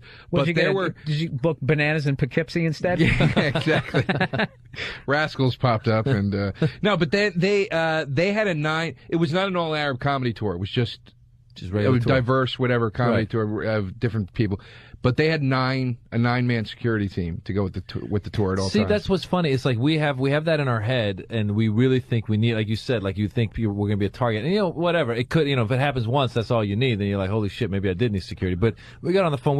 Our first stop was going to be in Jordan. And we got on the phone with these guys in Jordan. I'd be terrified. Well, these guys in Jordan had like the number one like Western music station, and they're like they talk like this. They have a slight accent, but they like, hey, what's up? Like listen to Western music. We got on the phone. We're like, guys, maybe we need a security team. They go, listen, guys, if you had a security team, you're going to draw more attention than you need, like than you would without it. And he's like, people don't care. Like, no one's gonna be after you. He's like, don't worry about it. And when he went over there, and really just all over, whether it was Dubai or Egypt or even Beirut, I was like, it's people are living their lives. No one's bothering anybody. Of course, if you go to the wrong neighborhood, you're gonna. What about like a howdy doody looking white guy like me? You'll be fine. Well, listen, man. In first of all, in like Dubai, there's a lot of Brits, there's a lot of Australians. You'd blend right in. Those fucking Brits are everywhere. Yeah. That empire still exists. Yeah, they walking around with their little shorts. Oh yeah, dressed like they're on safari. Yeah. I always picture British guys in like South Africa and places like that. They're always dressed like Thurston Howell. Yeah, tally ho. Yeah, tally ho. Yes, they're still running things over here. Yeah. Even though we gave it back to them. Well, something as far as like my thought. The second you said you grew up in Iran, I'm kind of judging your age. I know you're a couple years younger than me. Like I'm picturing you outside the American embassy. Yeah. When they took you were over there when they took him hostage. I was 6. Yeah. You were 6? I was in charge of getting the 6-year-olds. They were like, is that what you did? Yeah, you go get the 6-year-olds. Now, Yeah, I had an Iranian cab driver try to tell me that was just sort of this little thing down the street and none of them gave a shit. And I'm like, really? I think we almost blew up your country about that. He's like, no, it's just the students. They held like 40 Americans hostage for a year. Like, how big a deal was that over there? Well, I was here at the time because I'd already come to. I was before, like it was. I after thought you the just revolution. said you were over there. No, I was 6 when I left when the revolution. Oh, you happened. were kidding. I thought you were serious when you said I had to go get the 6-year-olds. I was kidding when I said. I thought you were serious. Oh, you thought I was serious? They're like, Maz, you're in charge of kidnapping the 6-year-olds. I thought I just pictured you running into a school. Like, No, dude. No. We left America. We left Iran when I was 6. I was actually like around 8 years old, and I was living in Marin County. I was a kid. But that was so when the hostage thing happened. I was actually in America by then. But the fact is, what you just said. I mean, and this is the case anywhere. It's like, when something happens that's newsworthy, obviously when it's covered, and like you look out and there's all these people, the rally and protesting and stuff, you think, oh, the whole country is on board with this thing. Well, the fact is, a lot of Iranians weren't on board. What happened was, with the whole Iranian revolution, was that a lot of Iranians didn't like the Shah, because the Shah, was this king who kept the power, et cetera, et cetera. So all these different factions came together. So you had like the communists and the socialists and the Muslims and all these groups that were opposed to the Shah came together. Mm-hmm. And this friend of mine was describing that like they all were ecstatic to be opposed to the Shah. The Shah gets overthrown, and he goes, for a few days it was like utopia. Everyone was like, wow, we got our freedom. We can do what we want. Right. And then he said a couple of days later, like you'd be walking down the street, you see some guy be like, how you doing, brother? And the guy would be like, I'm doing fine, comrade. And you'd be like, wait a minute, the brother's a socialist or Muslim, the comrade's a communist, and then they all start going against each other again. Yeah, Jesus Christ.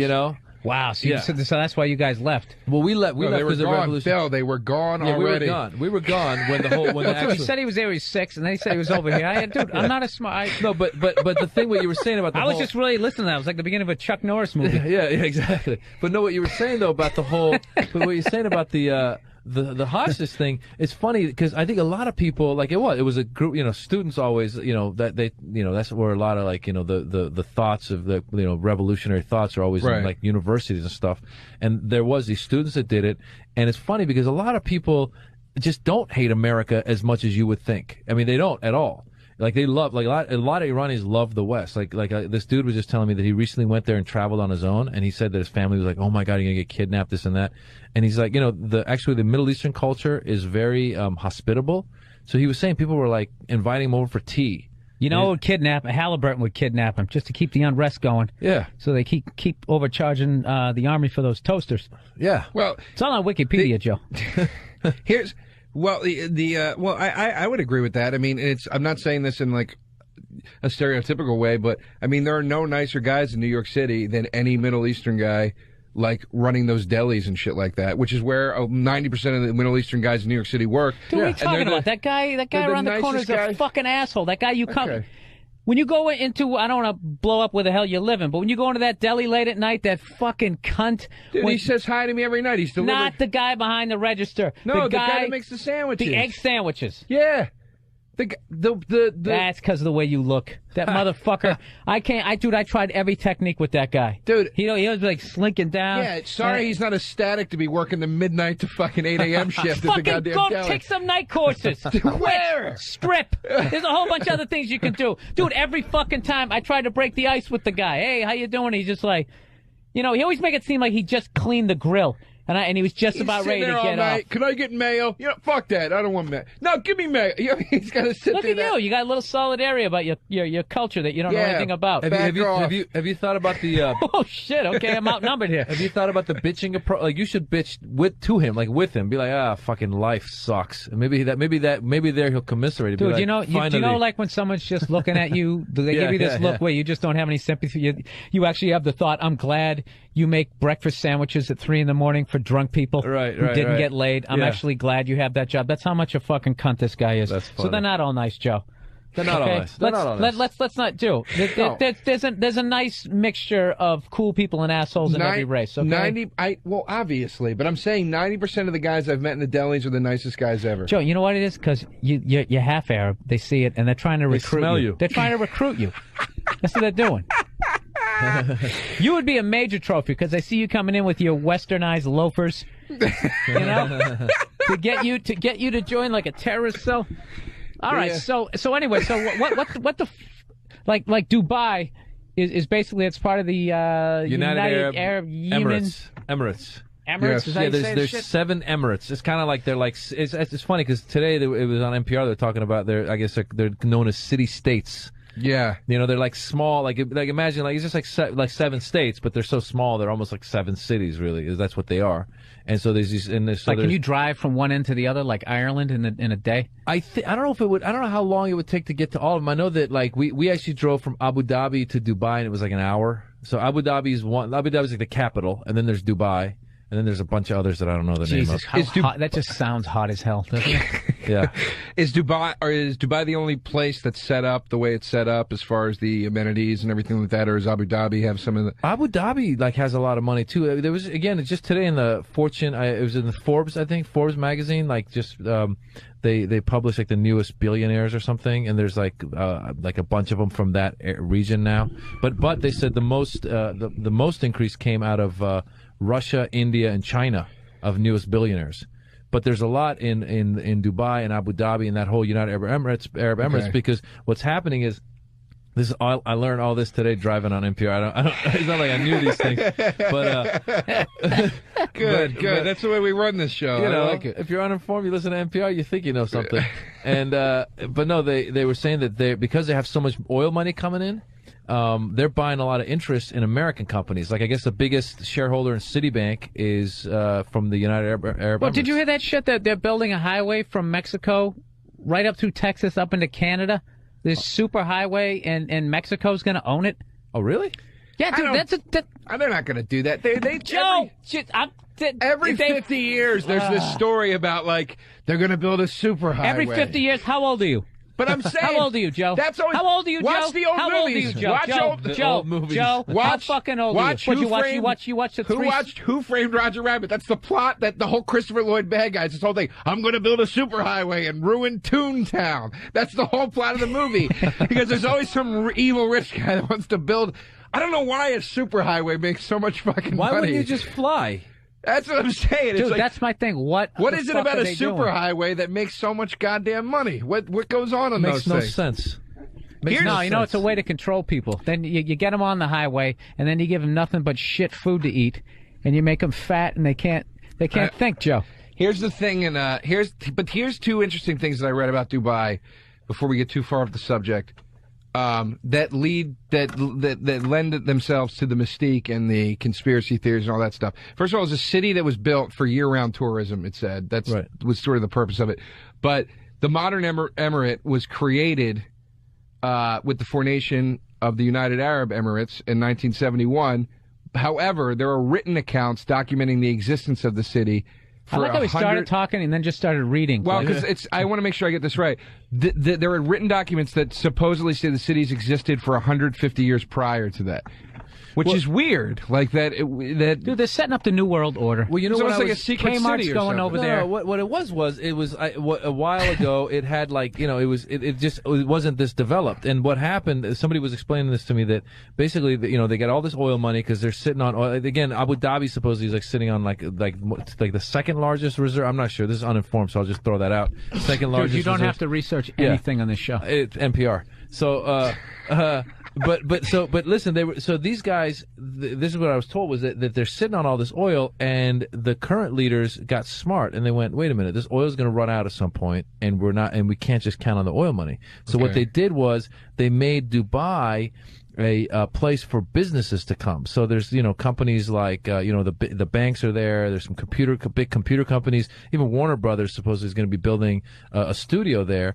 And the idea is to get all these international companies to come there. And is that why Clooney and all those guys are over there? I think they pay them to go. Like they pay them to go like to the festival and maybe like give them a house or something. Because I noticed when I went to JFK Airport, all of a sudden out of nowhere, there's this new sign that says direct flights to Dubai. It's like, what the fuck is with this Dubai shit? Well, who wants to go to the goddamn equator? No, well, that's what they're doing. On a man-made island and be in a fucking high-rise. What they're doing is, like, one of the things is, I'm pretty sure, one of the things is you don't, like, if you're living there, you don't pay taxes. So, like, for these companies, they go, well, shit, we're going to make a lot of money and not, that's why Halliburton went there. Yeah, how much are we going to save on these taxes? So these companies go and they relocate there, and then they get people like Clooney and they get, like, Justin Timberlake and all these people that come out, they throw them loads of money. Acts as the evil tour. Acts as the evil tour, bling bling. But no, what they do though is here's another thing that they do because they're developing so many properties and everywhere. Like we were there and they were like people kept going like, oh, did you know that Mos Def was here? He bought a house. Did you know that Justin Timberlake came? He bought a house. Like, everyone's buying houses, and I was like, are they really buying houses or are these developers giving them a thing? Going here, have this so I could tell people that you bought a house so others will buy a house. I can't wait till the fucking tsunami hits and every A-lister gets fucking drowned who's over there. I'm kind of sad because Maz's educated description of why the city has been documented it's not that cool anymore. I thought it was like a secret. I thought it was like the Death Star. Oh, you thought it was like a conspiracy? So, first of all, the guy listened to NPR on the way over here. And second of all, this is just the shit that they're telling you. Yeah, you're right. Joe, think of the horse shit that you tell women to get laid and think about the real you. I tell the truth, dude. You don't. I'm real, dude. You don't, Joe. I tell the truth, bro. You don't. Buy a Letterman jacket off of eBay. Act like you used to be quarterback on your team. So what's the most fucked up thing anybody has said to you guys since you've been doing the tour? I mean, that would have been interesting if you guys came up with that idea like in August of 2001. Oh, yeah, that would have been you guys nice, had the balls to continue... Well, we were, Mitzi Shore had us as the Arabian Nights at that point. So we had had a friggin' title. Now, is that shit all offensive to you guys, like flying carpets and all that crap? Yeah, to me, of course. But I mean, like the Arabian Nights title was funny because Mitzi actually kind of like she at the time I was new to the club. Did you guys go up to that music? Prince Ali, fabulous he, Ali Ababa. No, dude, you don't even know. When I first became a regular, I've been doing a stand-up for a year. I wanted to be a regular at the Comedy Store. Heard great things. Wanted to go be a regular. Did my 3. She goes, do 6. Did my 6. She says, do 10. And then I do my 10, and I come off, and she goes, you're great. You're gonna, call in on Monday. And then she goes, why don't you wear the outfit? And I go, what outfit? And she goes, the hat and the gown. Jesus. Oh, the turban. Yeah, and I'm like, ruble. Yeah, right was your response yes-um? Yeah, I was like yes. No, it was funny. So I was like, oh, okay, sure. And then I walked away, going, well, she's older now. Maybe she'll forget. So I call. So on Monday, I get a call from, or maybe I think I called the booker at the time. I go, hey, so Mitzi said I should call in for spots, and then she's like, yeah, she said you're gonna be wearing the outfit. And I was like, oh. What do you want? You come in juggling falafel balls? Yeah, basically like on a camel. Did you wear it? No, I didn't. I talked my way out of it. But what was funny was, but basically I let him know, like, what did you say? Well, it took me a while to come up with this, but there's actually truth to this. Like if you're doing that, like to the it's humiliating. That's why I don't want to do it. Exactly. But the guys in Iran, the mullahs in Iran, like there was some guy here who was like dressing up like them in the Iranian community and doing like impressions of them. And one day while he was doing it at some like event or something, like some supporters of the mullah guys showed up and like threw a rock at him and blinded the guy. Jesus Christ. Yeah, so I told them. Why does that always happen? Like people in like other countries, like if you just threw an American threw a rock at an American, he'd get a lump on his head.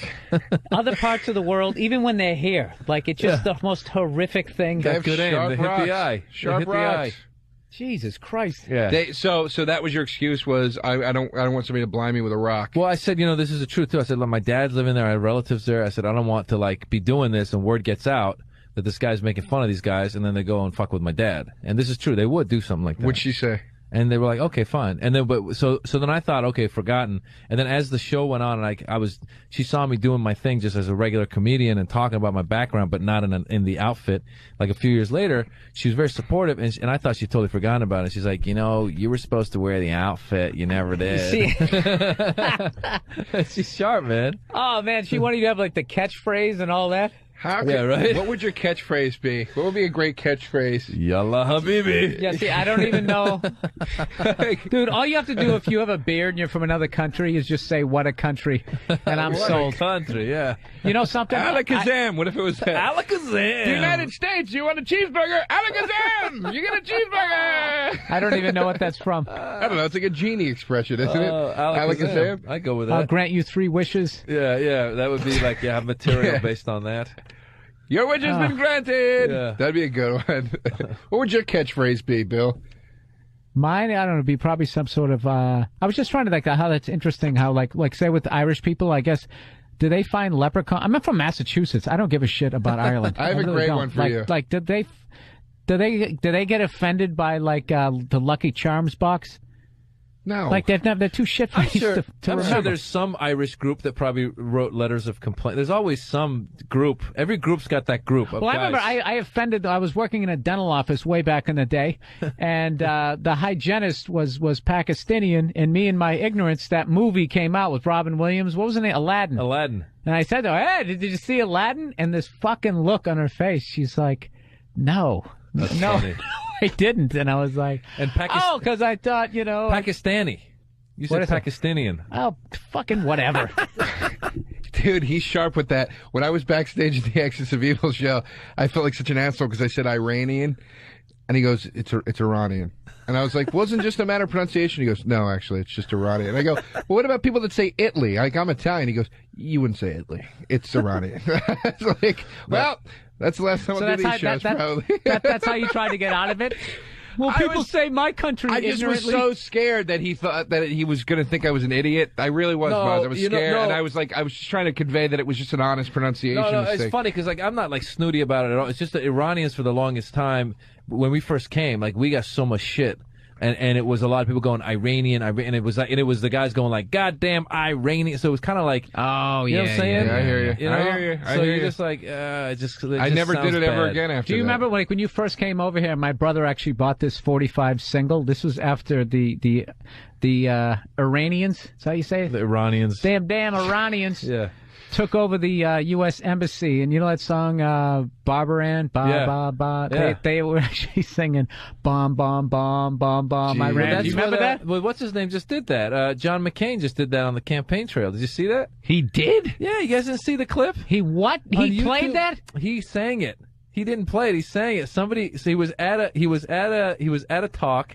Dude, that guy. Jesus Christ. He wasn't like passionate about it. He was at it's on YouTube. He was at some like speech he was giving, and some guy stands up, some old guy's like, hey, so if we get, if you're president, are we going to go ahead and take care of Iran finally? Or some like stupid question. The guy asked some question like that, and McCain's like, oh yeah, like that old song, bomb, bomb, bomb, bomb Iran. Yeah. And then he went on to his speech, and like people made a big deal out of it. Oh, so yeah, it's kind of a context thing? Yeah, it's kind of context. I mean, but Dude, that guy reminds me of Martin Sheen's character in The Dead Zone. Yeah. Birds are away, gentlemen. Yeah. Birds are away. Who did he play in The Dead Zone? He played the politician. That he has to kill or whatever? Yeah, because he realizes he's going to end the world. And then he basically ends it by when he goes to shoot him, Martin Sheen holds the baby up. Martin Sheen has so many great movies. Did you ever see The Incident? No. You got to rent that, dude. It's like basically it's like he's like 18, 19 years old. Well, probably like 22, playing like an 18-year-old, and they take over. Like I think it's the 19 train up in Harlem, right? And it's the funniest fucking thing because they take over the whole subway car. Like a young Jeff Bridges is in it, and there's literally 20 minutes of dialogue between stops. That's like half the fun. It's like, what, are they on the Long Island Railroad? They're like on the express train. All right. But, I don't know. Nobody saw the movie and you were watching TV halfway through and you left me fucking hanging. It's a good movie. I stand by it. The Supreme Court of Comedy, and I'm sorry, it took my attention. What is the Supreme Court of Comedy? It's something from the Laugh Factory where they have Dom Herrera as the judge. That's all I know. I just saw Dom Herrera as the judge. That's funny. What is that, TBS? I guess so. Okay. I know. I just was trying to figure out what it was. Well, you know I saw what, Joe? Sinbad choking a Joe, guy. you can be honest and just say, Bill, your story sucked. Yeah, and I started don't give a looking shit around about the room. Martin Sheen movie. I've never been a big fan of him. Whatever.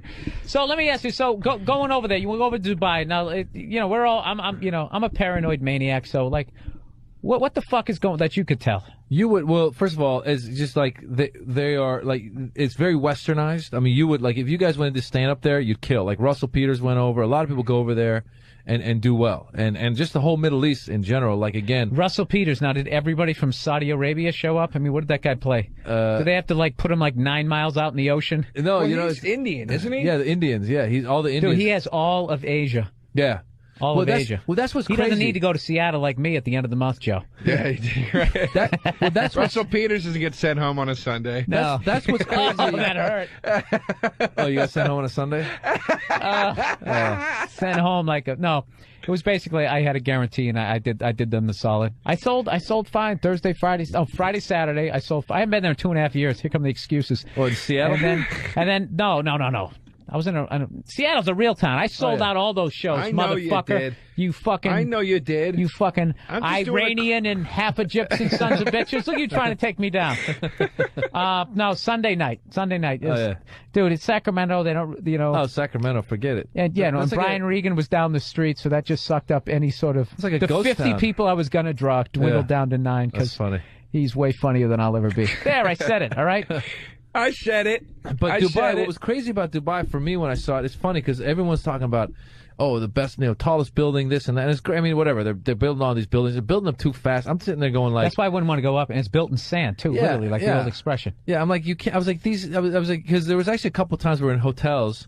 And like you try and get the hot water and it wasn't working. And I'm like, okay, whatever they did, they rushed to make the fastest built building ever. You're on a movie set. Yeah, exactly. So there was that. And then the other thing was, listen, man, it was cool. It's very international, so it's great. But one of the things was because there's been so much building, is you don't feel like the essence of the people of that country as much as like when we were in Beirut or Jordan, like you feel that those are the people from that country. Here in Dubai, you go into nightclubs and you're running. So it's like Fort Lauderdale for. It is. It's kind of like it's like a Vegas kind of the. Wow, of it's the really Middle losing East. its mystique right now. It just kind of seems like they'd have like those Hulk Hogan cutoffs. With these colors don't run. whatever the Dubai version of doing that. Yeah. Yeah, I thought it was all elite and it's kind I of. actually thought of a fun-filled fact, Joe, that's going to annoy the shit out of you about buildings. Go ahead, Do you know Bill. the Chrysler building, when that thing was built, I think it was the Woolworth building. They were battling who was going to have a bigger one. The Chrysler building said they were done. And then whatever building it was downtown, they just built it another story higher to be the tallest one. And the second they were done, the Chrysler building, they put that antenna up. They pushed it through like That's a fucking hilarious. cartoon, and they beat them. Good for them. Well, that's Isn't that a great story, Yeah, Joe? that is. I actually enjoyed that. Seriously. Oh, I'm you not did? kidding. Yeah. Oh, okay. I like that. I like any dick move like that. Yeah, go fuck yourself. Yeah, just kind of put that little Our cell antenna phone goes antenna. up. That's supposedly going on in Dubai right now. They have the world's tallest building being built called the Burj Al Arab, and so it's being built. And there's a building in Russia, I think in Moscow or somewhere, that's also competing. So the Dubai guys stopped, supposedly. They're waiting for the one in Russia to be done so they can top it, like you were saying. Dude, you know what I hate too? And then there's going to be some feminist group out there saying that it's a big phallic symbol. Yeah, right. Like you're building it like it's this big cock. I just wish they had dicks to realize how fucking stupid that is. It's like, no, dude, if we were having a fucking bullfrog race, dude, you know, I'd want my bullfrog to win. It's yeah. I saw, race. What the fuck am I talking about? You know what I'm saying? I saw that play, that new David Mamet play, November. And Jesus Christ, Joe, can you rub your chin as you bring up this next subject? I'm actually kind of tickling my balls a little bit right now. But no, there's a great line in it. Nathan Lane plays the president, and his speechwriter is a lesbian, and they're arguing at one point, and she's like super feminist lesbian, and they're arguing, and she goes, "If I was a man, I'd take you outside." And Nathan Lane goes, "If you were a man, I'd have a burlap sack over your head, and you'd be beaten to death. Don't you get it now? You got a free pass." And it's the greatest fucking comeback to that argument. Like when women go, "Oh, I wish I was a guy." No, you don't, because. Well, that's why I'm kind of hoping Hillary gets elected, because they said if women ran the world, there'd be no war. Yeah, so let's fucking see. right. She's more bellicose than Barack. I just don't like her kitchen TV set head. Yeah. Just a little fucking 8-inch screen. She And her annoys the jowls. shit out of me. She really bugs me. If I would never hit a woman, but if ever I was gonna, it'd be a nice uppercut. Hillary? Oh, just to watch those jowls move. You know, she'd be wearing like a pantsuit, doing that phony, that wave and that smile. I was over her when she came to New York, and she shows up. I was always a Yankee fan. She had a brand new Yankees hat. The fucking Yankees won the World Series 4 times when her fucking mother and hip husband was in office. She never went to any of those celebrations. She never brought it up. Of course she didn't. She She's a lying rag. She sucks. She's a cunt. She sucks. She is. She's a fucking cunt. The other guy's a psycho. Is that going to get us killed for just saying that? No. The other guy's a psycho, and then you got like Barack, and it's I want like, Barack to get it. Look, and I've gotten so much shit for this. I was bummed when Giuliani dropped out. I really was. Giuliani was... Giuliani, you know why I couldn't deal with Giuliani? Because he always had to have his eyebrows up when he was making a point. Like, But he got us through 9/11. It's like... No, he didn't. Oh, He did Jesus not. Christ, Joe. What? You really bought into that, didn't You you? bought into it. What did I buy into? What did he do? What did he do, Joe? Did he go over to your house and go, Joe, you know, are you okay? As a matter of fact, he did, Bill. Are you okay? Just making sure. Dude, He was the mayor. What was he supposed to do? What do you think? I don't know. I like Giuliani. Giuliani did a lot of good things for New York, and I don't see why he couldn't take that to the next level. I don't know if you heard I'm, about I'm, this. I, look, I'm just breaking his balls, but the guy, he was the shit during that. But, like, you know, half that stuff cleaning up New York City, that was actually the police commissioner who he conveniently fucking got rid of. But you heard He about the came up with walkies whole and stuff, plan. right? The walkie-talkie, like a year or two before, they're like several years from the World Trade #1. The fire departments and the police departments, they said these walkies that we have are outdated. We need to update them and stuff. And they just the city hall dragged their feet, and that was one of the things with the communication that was you know, they were having difficulty communicating that day. Right. Some of that stuff was coming from Giuliani's office, dragging their feet and not actually stepping up. So there's been criticism against them too. I'm just saying. Yeah, but dude, you know, where the fuck is? How can you break a guy's balls for not being ready to have 2 jet planes? Of course. Flying into skyscrapers, of course. and then to have them detonated. I don't know. And, I like the guy. Like the fact that New York City is literally one of the safest cities on the planet right now, and a lot of that work came under his. Joe, you're an elitist. No, I'm not. That's where you live. No, I'm not. What do you think happened to all those crackheads in the hall? You just pushed them to the outer boroughs, dude. You did gigs in outer boroughs; they're a mess. Yeah, but the point is, it's getting better, and it's leagues better than it used to be. Whereas Philadelphia, I know it is. It definitely is, leagues and worse than I will it give ever it to him, was. Joe. But that's not because of him. Well, you know, Whoever that police happened commissioner under him. Exactly. There you go, Joe. It happened under Exactly. him. If you're on a show and the headliner kills, does that mean All right, you're a great but- comic? I don't think it does. But then what's Hillary's track record for me to say? She blew a president. I don't know You why know what she's. I mean? Yeah, What's I don't know why. Barack's track record?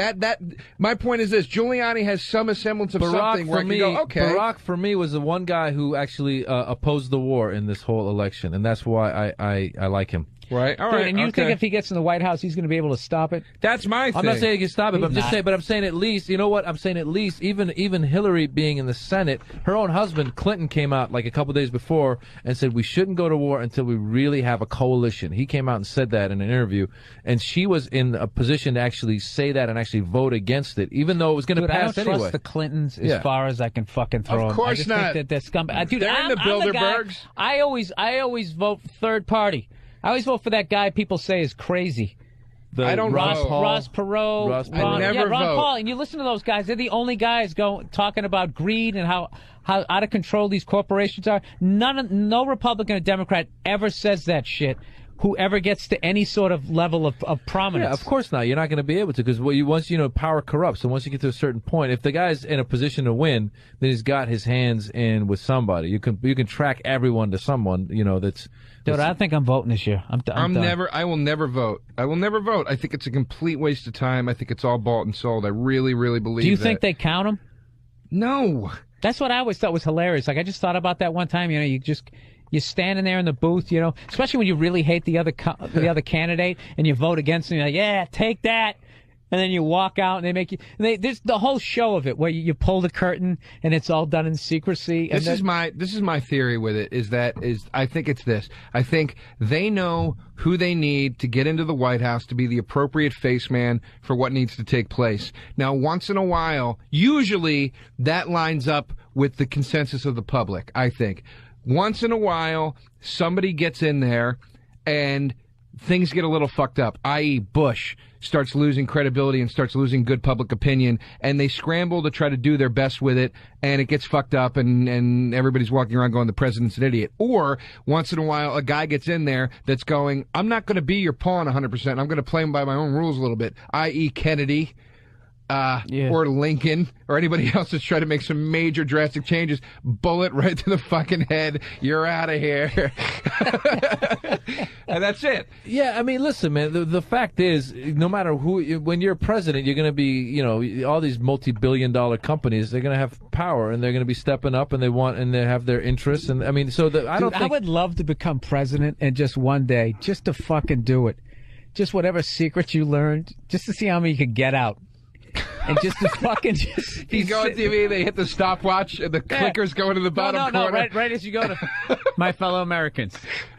Okay, John F. Kennedy was actually killed by a group of people down in Houston. I saw it, dude. I saw it. I was going to they just pull you out of there. Like, how many you could get out of there?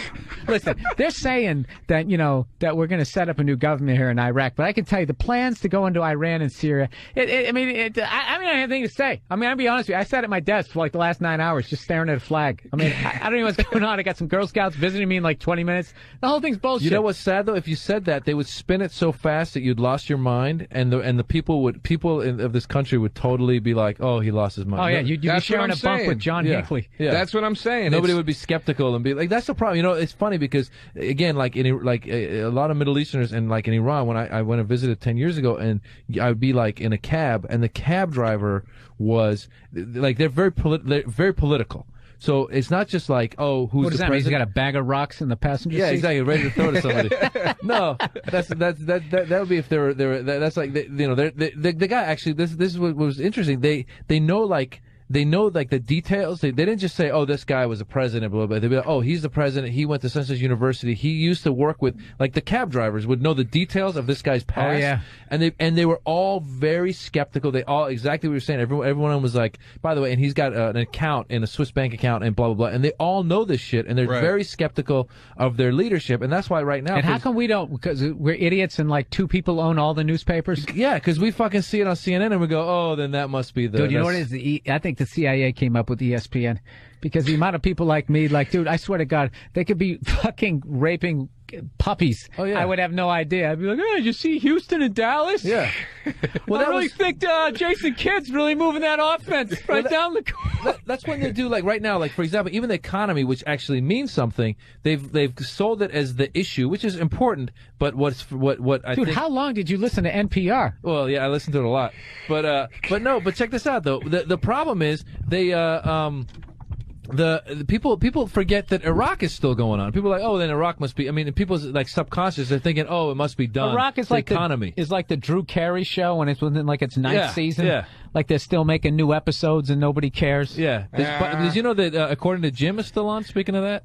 It's still on the air? And there's still new episodes. I don't know what the hell's going on Like, there. where does that even tape? Does that even tape? Doesn't tape like in like Wyoming? It's L.A., but I don't know how it keeps... Are you sure? ABC, because we were on ABC with the Knights of Prosperity, and like the ABC was trying to do like... What was the Knights of... the TV show. That was a TV show where we're trying to rob I thought that Mick was Jagger. another... I thought that was another group of Arabs. The Knights of Prosperity. I was like, you definitely wore the outfit with that one. Sorry, so go ahead. No, that was written by Jews, but it's all right. It was good.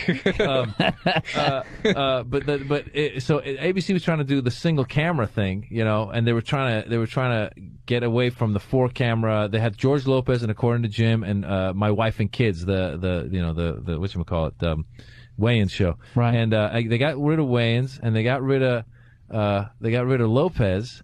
But somehow, according to Jim, and I thought they got rid of according to Jim, and I swear to God, the strike I think the strike just when it ended or something. I was flipping channels, and there's like new episodes of According to Jim. I'm like, really? Like, what are they in? Like their 19th season? I don't know who watches it.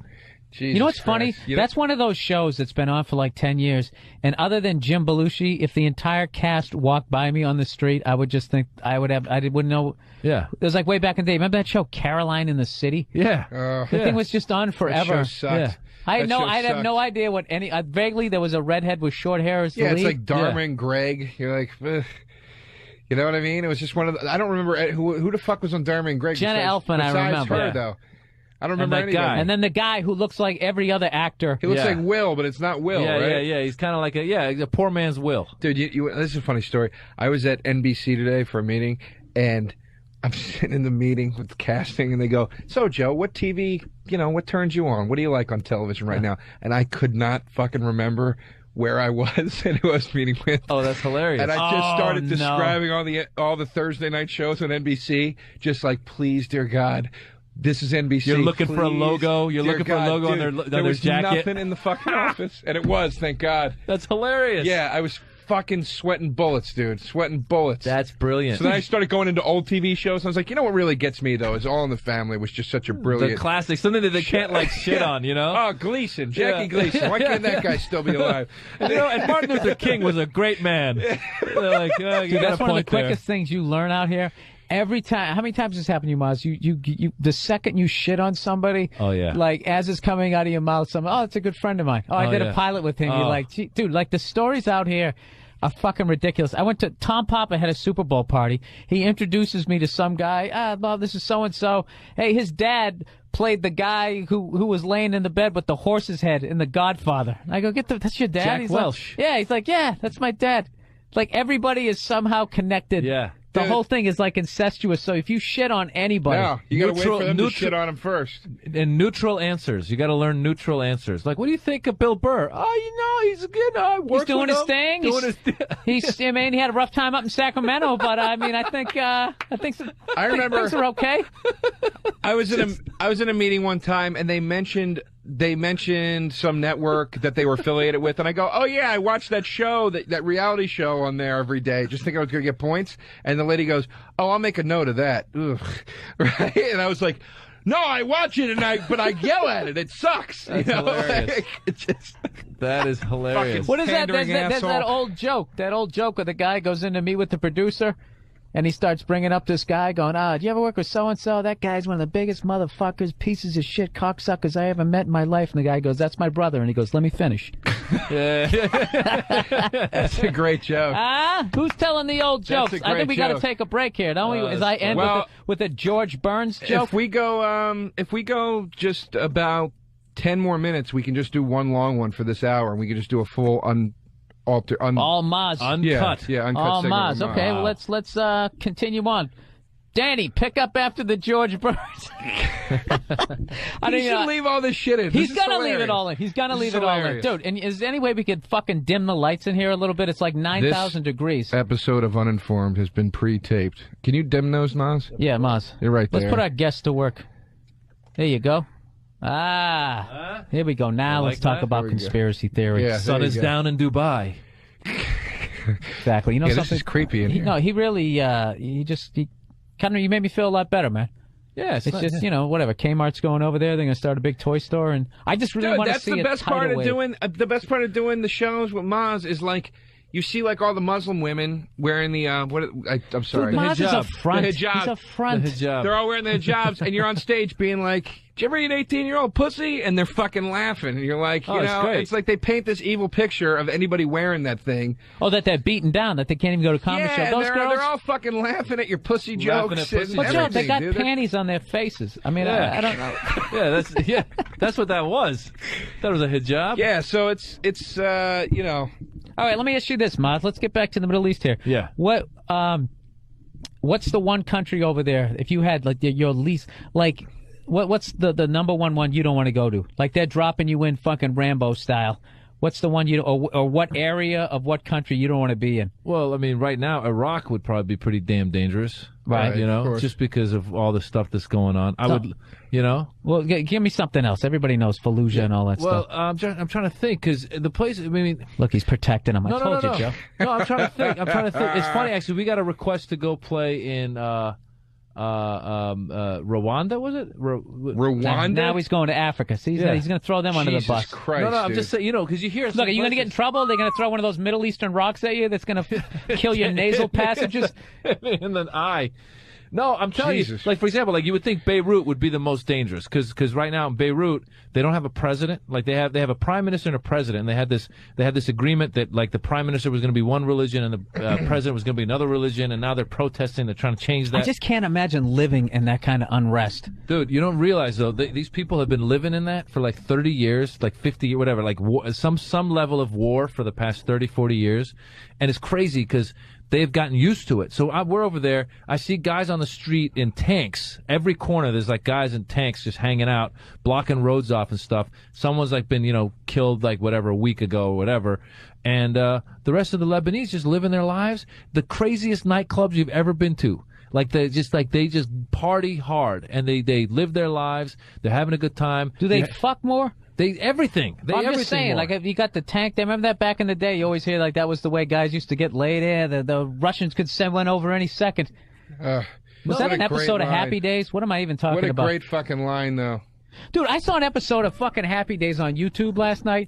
Do you know speaking of shows that went on way too long, remember when Fonzie was like 48 and they still had him with like the ducktail and the leather jacket and he couldn't even keep the weight off at that point? It wasn't like he was fat. I saw him, there was an episode, he stopped a potential rape of Joni in that mechanic class. Oh, yeah, I remember that. I didn't remember that. He came back, he broke out the leather jacket. The audience must have been going nuts. They went bananas. And the great thing is when he goes... Oh, was it like a guest appearance? Like he'd not been on the show? No. I think he wrote it out to the end. Okay. He wrote it out to the end. But anyways, when he goes to grab the guy, he did like this musical theater move, which I remember when I saw it, looked cool as hell. Like that's how, but after watching fucking UFC and everything, it was one of the gayest things I ever saw.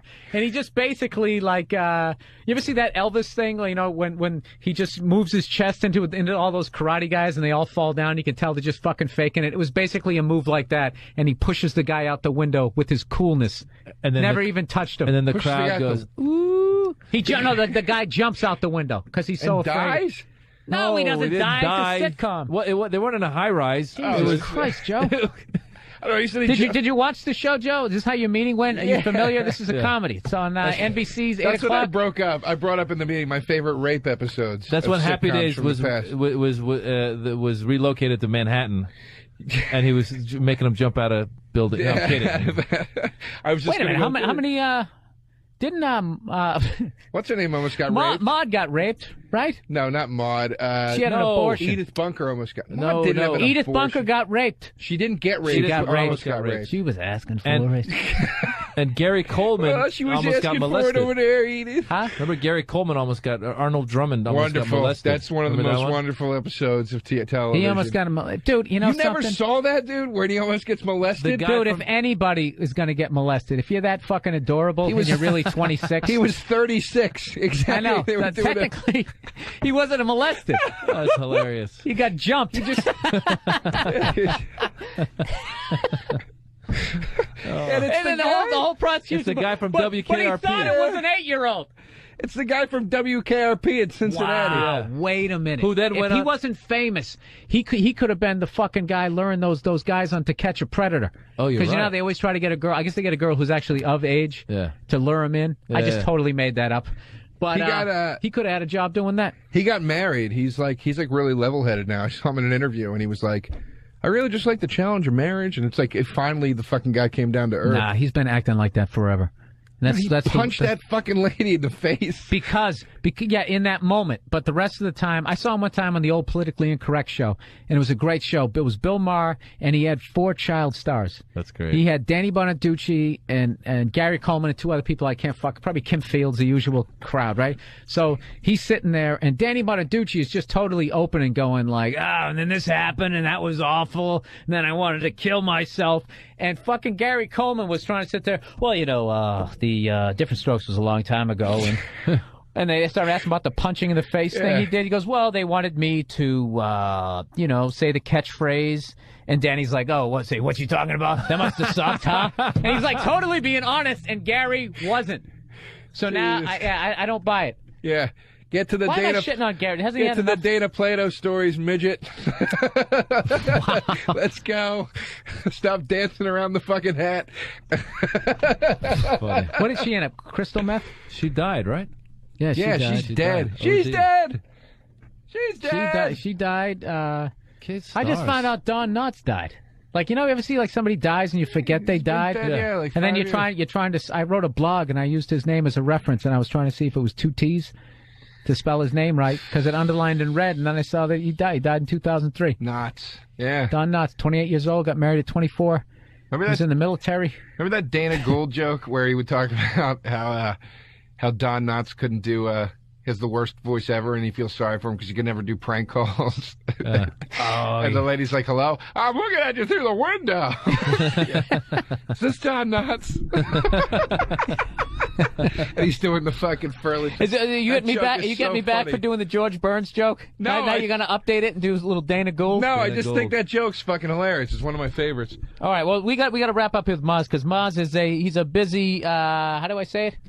Comedian? No, Iranian. Oh, Iranian. Iranian. God yeah. damn it! Jesus Can't Christ. learn anything. Like Iranian. Ron. Think of Ron White whenever you think of Iranian. Ron Howard. Ron Happy Howard. Days. There you We'll go. We'll take it full. Iranian. Iranian. Access to Evil Tour. Is it making any stops out there in the States? Do you give a shit?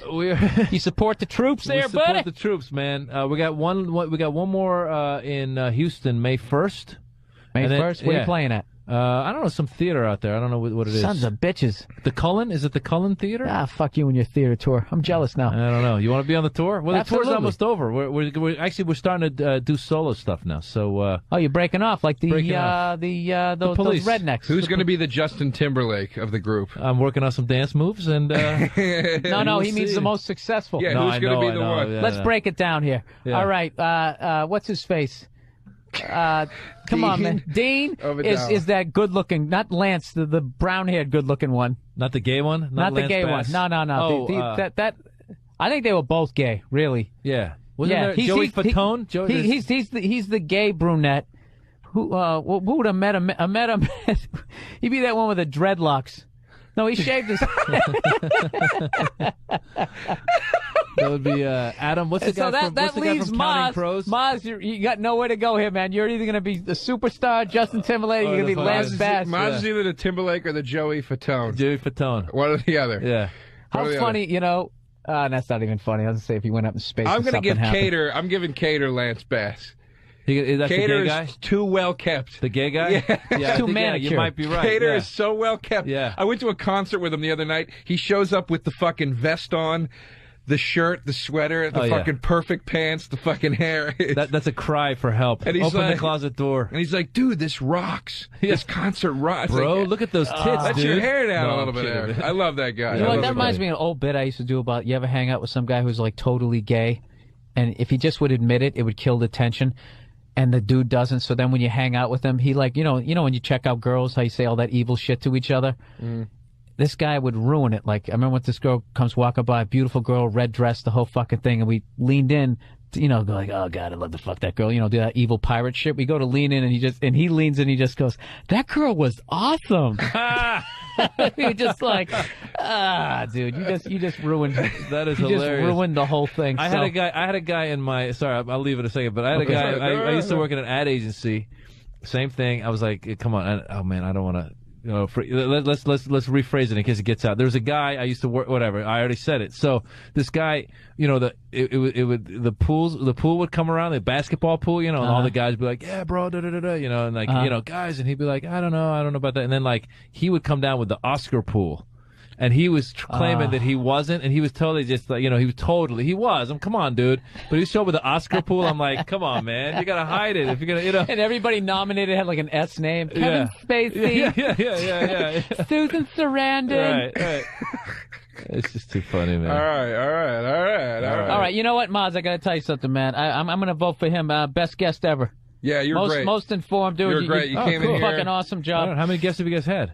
12, 13. No, 14. Oh, cool. All right, I'll take that. 14. All Dude, right. worst guest we had two bad ones. We had one time, we brought this lady in who was we got this great, you know, talk about organic food, try to learn about that stuff. Why it's so expensive. And the problem was she came in, she was already skeptical about whether this was a real show, which you can imagine if one of us called you, you wouldn't believe it. Right. So she came walking in, and we were in the middle of this fight, going, you fucking cunt!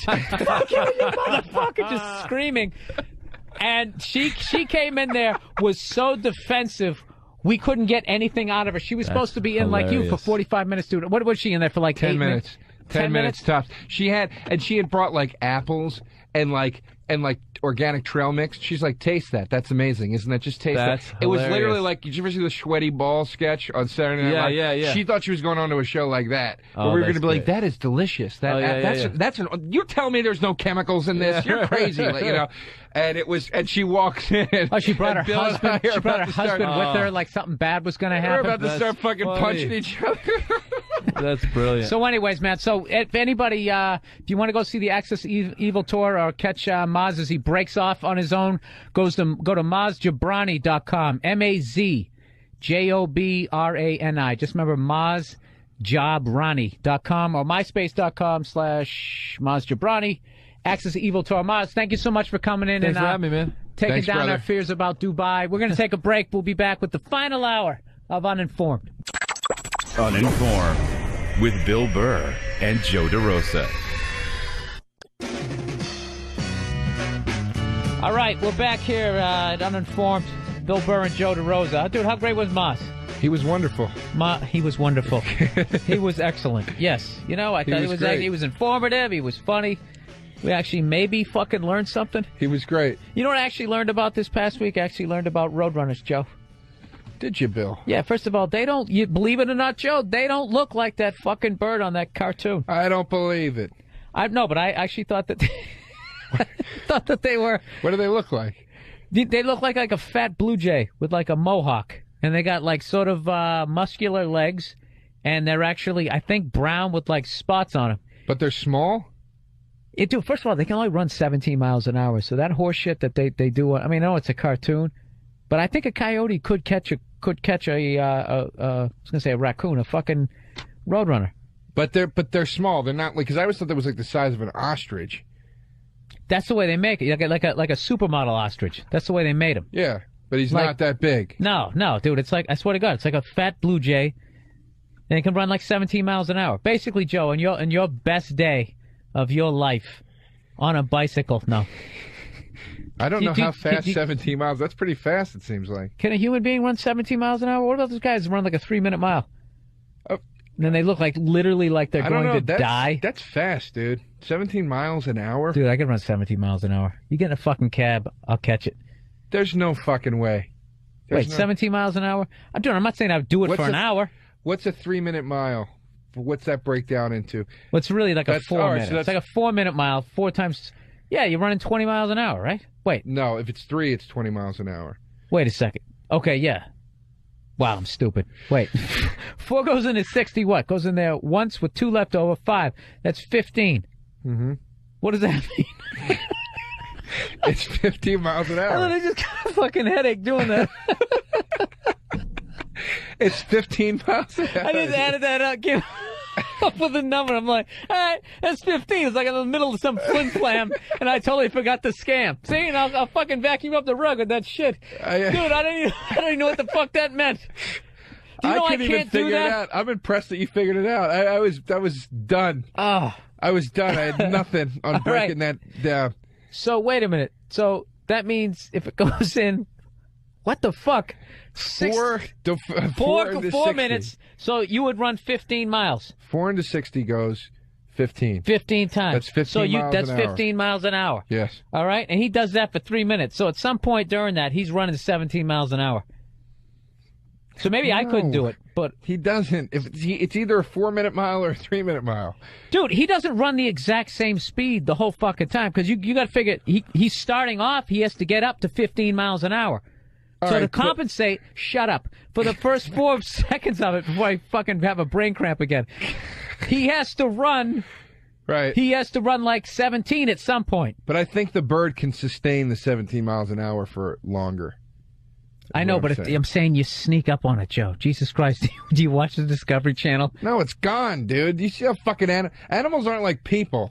They don't build up to it. Like an animal just boom, it's at 17 miles an hour. Around Barry Sanders today could catch a fucking Roadrunner. I'd put money on it that he couldn't. Huh? Joe, this isn't a cartoon, okay? It's a fucking real Roadrunner. Doesn't make that stupid beep beep noise. You don't set up an anvil to drop it on it. No, he doesn't. He doesn't run down a road either. Which is, well, first of all, you know what I learned, dude, is they fucking eat rattlesnakes, and the way they do it, and I've been scouring, if that's the right word, YouTube, trying to find a video.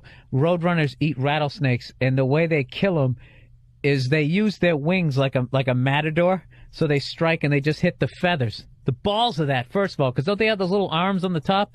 Yeah. Don't they have the little baby arms, little pterodactyl arms? Yeah. Up top? Yeah, I got So they do that. They sit there and they shake it at it. Once it goes to strike its feathers, they grab it by the tail and they whip it and slam its head against the rock repeatedly until it's dead. Jesus Christ. Oh, it's awesome. How do you know that? Because I went hiking in Arizona, like the half a fag that I'm turning into. I went up Camelback Mountain. Up old camel toe. Yeah, and I saw. I used that hacky joke when I was out there too, and they did not send me home. They did not send me home in Tempe, Arizona. 400-seater, dude. I sold it out fucking 3 times. God damn it! Then I go to Sacramento. My goddamn dreams were crushed. Maybe it's me. Maybe I'm a cooler. I'm a mush, and I brought you bad luck. Well, dude, you know what? I really thought it was funny that you, as the feature, were literally sitting down through the last 10 minutes of your set, like you were going to do a question and answer about some show. No, I went into syndication. I get up and down during my set. You know, sometimes it's Why don't you try staying up, Joe? Maybe you can headline every once in a while. I do headline every once in a while. Why don't you dude, Jerry Lewis never sat down in his tuxedo pants his entire career. Why do you get so offended by the sitting down? If the vibe in the room calls for it, where it gets conversational, I'll sit for a minute and just kind of see where it goes. Did it call for it? It did. Those 48 people just sitting there? That crowd stunk, and you know it. You know it. You were treading water at the end of your set, too. Is that why you're saying you... No, I didn't, dude. I killed the whole weekend. Look... We had good shows all week, but you know that second crowd on Saturday wasn't the best crowd. Because you even said on stage a few times, you're like, all right, Jesus Christ, people, I got to get back on track here. No, but that was because I was talking about myself. I was meandering into other shit. But I didn't think... That had nothing to do with them. I didn't think you were in the wrong. Joe, why don't you ask me first why I was meandering before you jump to conclusions? Why were you meandering? Because I was kind of sick of my act. I was just sort of fucking around. Sometimes I fuck around. Right. You know, and it's going good, and all of a sudden it isn't. Kind of like when I do math on live radio that's pre-taped. But I'm saying this in your defense. I believe that you were doing exactly what you were doing on the first show, and on the second show they were less adept to go along with it. Is that the right word, adept? I don't fucking know. Can we get Maz back in here so we can sound remotely intelligent? We really are just dumb. Dude, I can't believe... just dumb. Dude, I can't believe I just went 4 goes into 60. All right? Now that's 15. Dude. So what does that mean? I literally just I fucking spaced. Dude, when I was in that meeting today... I'm not stupid, Joe, but I'm not smart. That's this weird sort of area. Yeah, that's how I am. I'm right in between. I'm not Larry the Cable Guy, but I'm not David Cross. I'm just right up the middle. Here's the thing. I was in that meeting today, and they go, how did you meet your manager? How'd you sign with your new manager? I go, well, a couple friends of mine liaisoned a meeting. And the lady goes, liaisoned, huh? is that a word? And I was like, yeah, liaison. And the guy goes, well, liaison, to liaison is a word, but I've never heard it with the ED on the end. And that's how it started? That was like at the Are you having any good meetings? Joe, no, you know it started bad, with me saying that death in the family. And then it... Oh, God. Dude, but I'm telling you something. It was the best. It was like one of the best meetings I've ever had because right up front, that death in the family thing dropped all formality and whatever, and we were having a ball, and we were laughing, and it was fine. But I just felt so dumb when they corrected me. I was like, oh, yeah, I guess you're right. You know what? You know what is a word? What the fuck is the word that I always use incorrectly? I was dating this girl, and I think I said it. I think it's probably why she ended up breaking up with me because I kept using the word. What the fuck was it? Ah, shit, I'm too stupid to fucking remember. Ignorant is the most incorrectly used word, I think, of all time. Really, Joe? And why is that? What are you basing that on? I just saw you glance at your laptop. How many... No, I glanced at my phone to check the time. How many times do you hear people go, he was yelling at me and he was being ignorant? And it's like, no, that's not... Being ignorant doesn't mean being rude. It means uneducated. If you're ignorant about something... Well, that could mean that. No, it doesn't. No, it does. No. It I'm could. saying, shut up. It could. No. You shut. No. You shut up. You be quiet. You be quiet. Go ahead. Someone can yell at you and be ignorant. They can be yelling ignorant shit. I know, but people use it in the way of meaning they were being rude. Don't be ignorant to me. Don't yell at me. It's like I'm not being ignorant. I'm being. I don't know who you hang out with because I don't hear that. I really don't hear that. You've never heard people say that? No, Joe. Dude, I want to agree with you. I love going off on shit. I just never heard of that. Jeez. Oh, what are you going to tap out on this show again, Joe? Can we address that? How you pouted for the last 5 minutes of the last show? I got upset, and that's why I made the vow tonight that I wasn't going to freak out anymore. Joe, it is so fucking hot in here. Like, I can't even break your balls. I can't, and you got the lights romantically dimmed right now. Yeah. I had to bring them down. It's hard to stay awake right now. Let's get into it. Let's do these jokes. Let's do these president's jokes. Okay. All right. So we came up with this thing. Me and Joe were sitting around as, as comics do. We were chewing the comedy fat, right? Oh, jeez. So, so basically, as you can tell, neither one of our stand-up careers is working out. So we started thinking, what if we had to write monologue jokes in the future? Why don't, someone's going to be a new president coming up. Yeah. Neither one of us can impersonate any of them, so obviously you're going to be joke writers. Let's start writing jokes from late-night monologues. Yeah. Right now, we're going to jump on all the other joke writers. They're already fucking, they're all fat and lazy from the strike anyways. So when whoever gets elected, we're going to have a whole wealth of jokes. We're betting on all the horses. Here we go. So I got a bunch of John McCain, Hillary Clinton, and Barack Obama jokes, And I have some Clinton and McCain jokes. I have no Obama jokes. All right, now here's the rule. You have to imitate a late-night personality when you deliver. Right, of course. Who are you doing? I'm going to do Craig Ferguson. The Scottish, Irish, English guy? Whatever the fuck he is. He's one of those islands. All right, I'm going to do Jay Leno. All right? And these are some of the worst jokes ever. Yeah, they're terrible. They're terrible. Can Danny somehow put some applause in and some sort of canned awful laughter because these jokes really deserve it? All right, I'm doing Jay Leno. Yeah, this is Jay Leno's potential monologue if John McCain gets elected in January 2009. He would take your pauses for the laughter absolutely, and applause. Absolutely. Oh, these are going to kill. I can't even read them. Do you want to go back and forth? Yeah, I do. Okay, yeah, because it's too hard to do them all at once. Okay, here we go.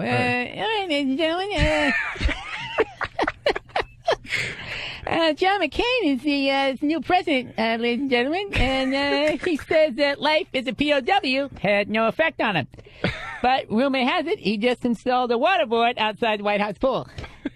Guess I won't be going swimming over there, will I?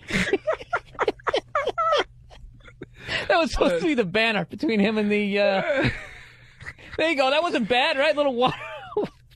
little torture joke. Okay. This is a fucking exclusive. Here we go. These are monologue jokes. 2009. It's embarrassing. Who do you got? Who's president? This is Clinton. I'm happy to see Hillary Clinton. Hold on, let me laugh. Folks, I'm hoping to see Hillary Clinton get elected president.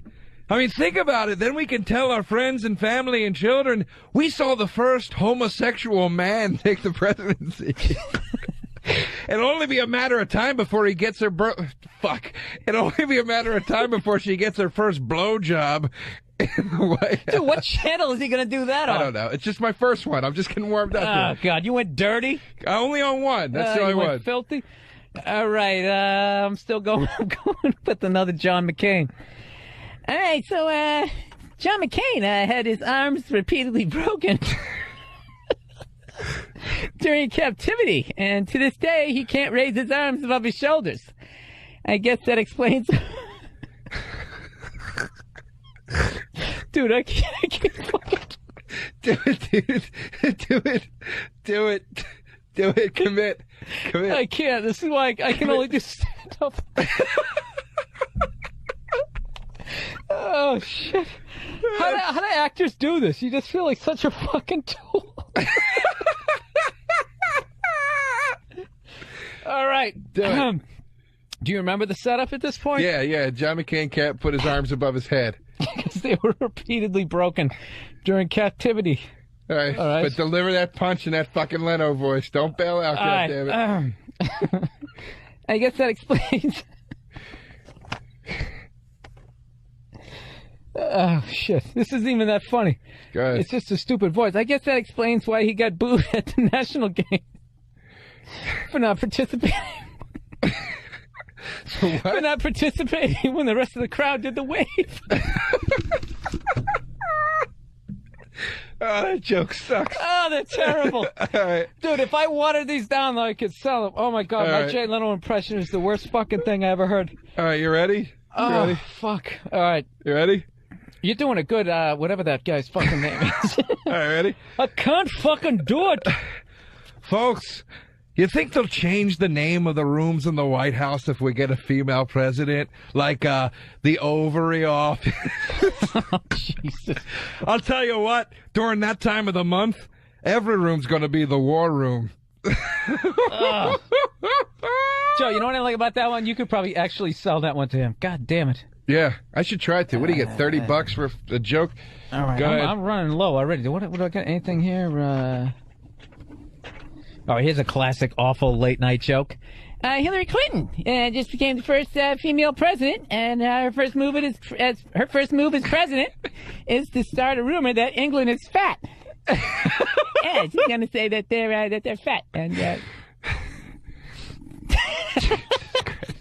fucking awful. All right, let me try one of How many more can we do with these before? Oh, I got a good one here. Let me try one of my McCain ones. I have them on my phone here. Hold on. And anybody who's tuning in, these are awful monologue jokes. In January 2009, we're ahead of the curve, Joe. We're gonna have some gems. Here we dude. go. We're Here gonna we have go. some This one's for gems. McCain. Right. He goes, you know, folks. You know, folks, Senator John McCain is so old, he'd be the first president that could have slept in the Lincoln bedroom while Lincoln was still alive. That's awful. You know what's funny? Is sucks. his monologue is that bad. It sucks. I heard Hillary Clinton is using Ronald Reagan's jelly bean jars to house her tampons. I got one Barack Obama, and then I'm bailing on these. No, wait. All right, let me do one. If Senator McCain gets any older, he's going to be Senator McCant. So you went way too, deliberately bad. They're supposed to be bad, I thought. That's fucking horrific. That, made me mad. Your jokes are so bad, they're making me mad. Good. Take it. Good. Let's see here. Let me get a good one here. Barack Obama. What have I got here? Barack Obama is the first black president. Okay. Oh, dude, I got nothing left. President. What the fuck? I had one good one though. I had one. Do good, a Baraka one. We don't have any I had Baraka a good one jokes. though. Do the I one have about awful the. ones. Hey, President Obama just signed an executive order to put rims on the presidential limo. Oh, Jesus Christ! All right, here's one. I found the one I wanted to do. Let me do this one. Yeah, Barack Obama is president, and black people are claiming to be taking over. Relax, white people. There's a whole other level of Caucasian telling them what to do. Jesus. Oh, my God. And he'd never say, they would never let that joke get on. All right, do one more awful one. You know, Hillary, God damn. You know, Hillary knows Bill's track record with the interns. Does anyone have a hunch that Hillary's going to have an all-male staff? And speaking of staffs, Hillary was the only chick in the White House during Bill's term that wasn't on his. Yeah.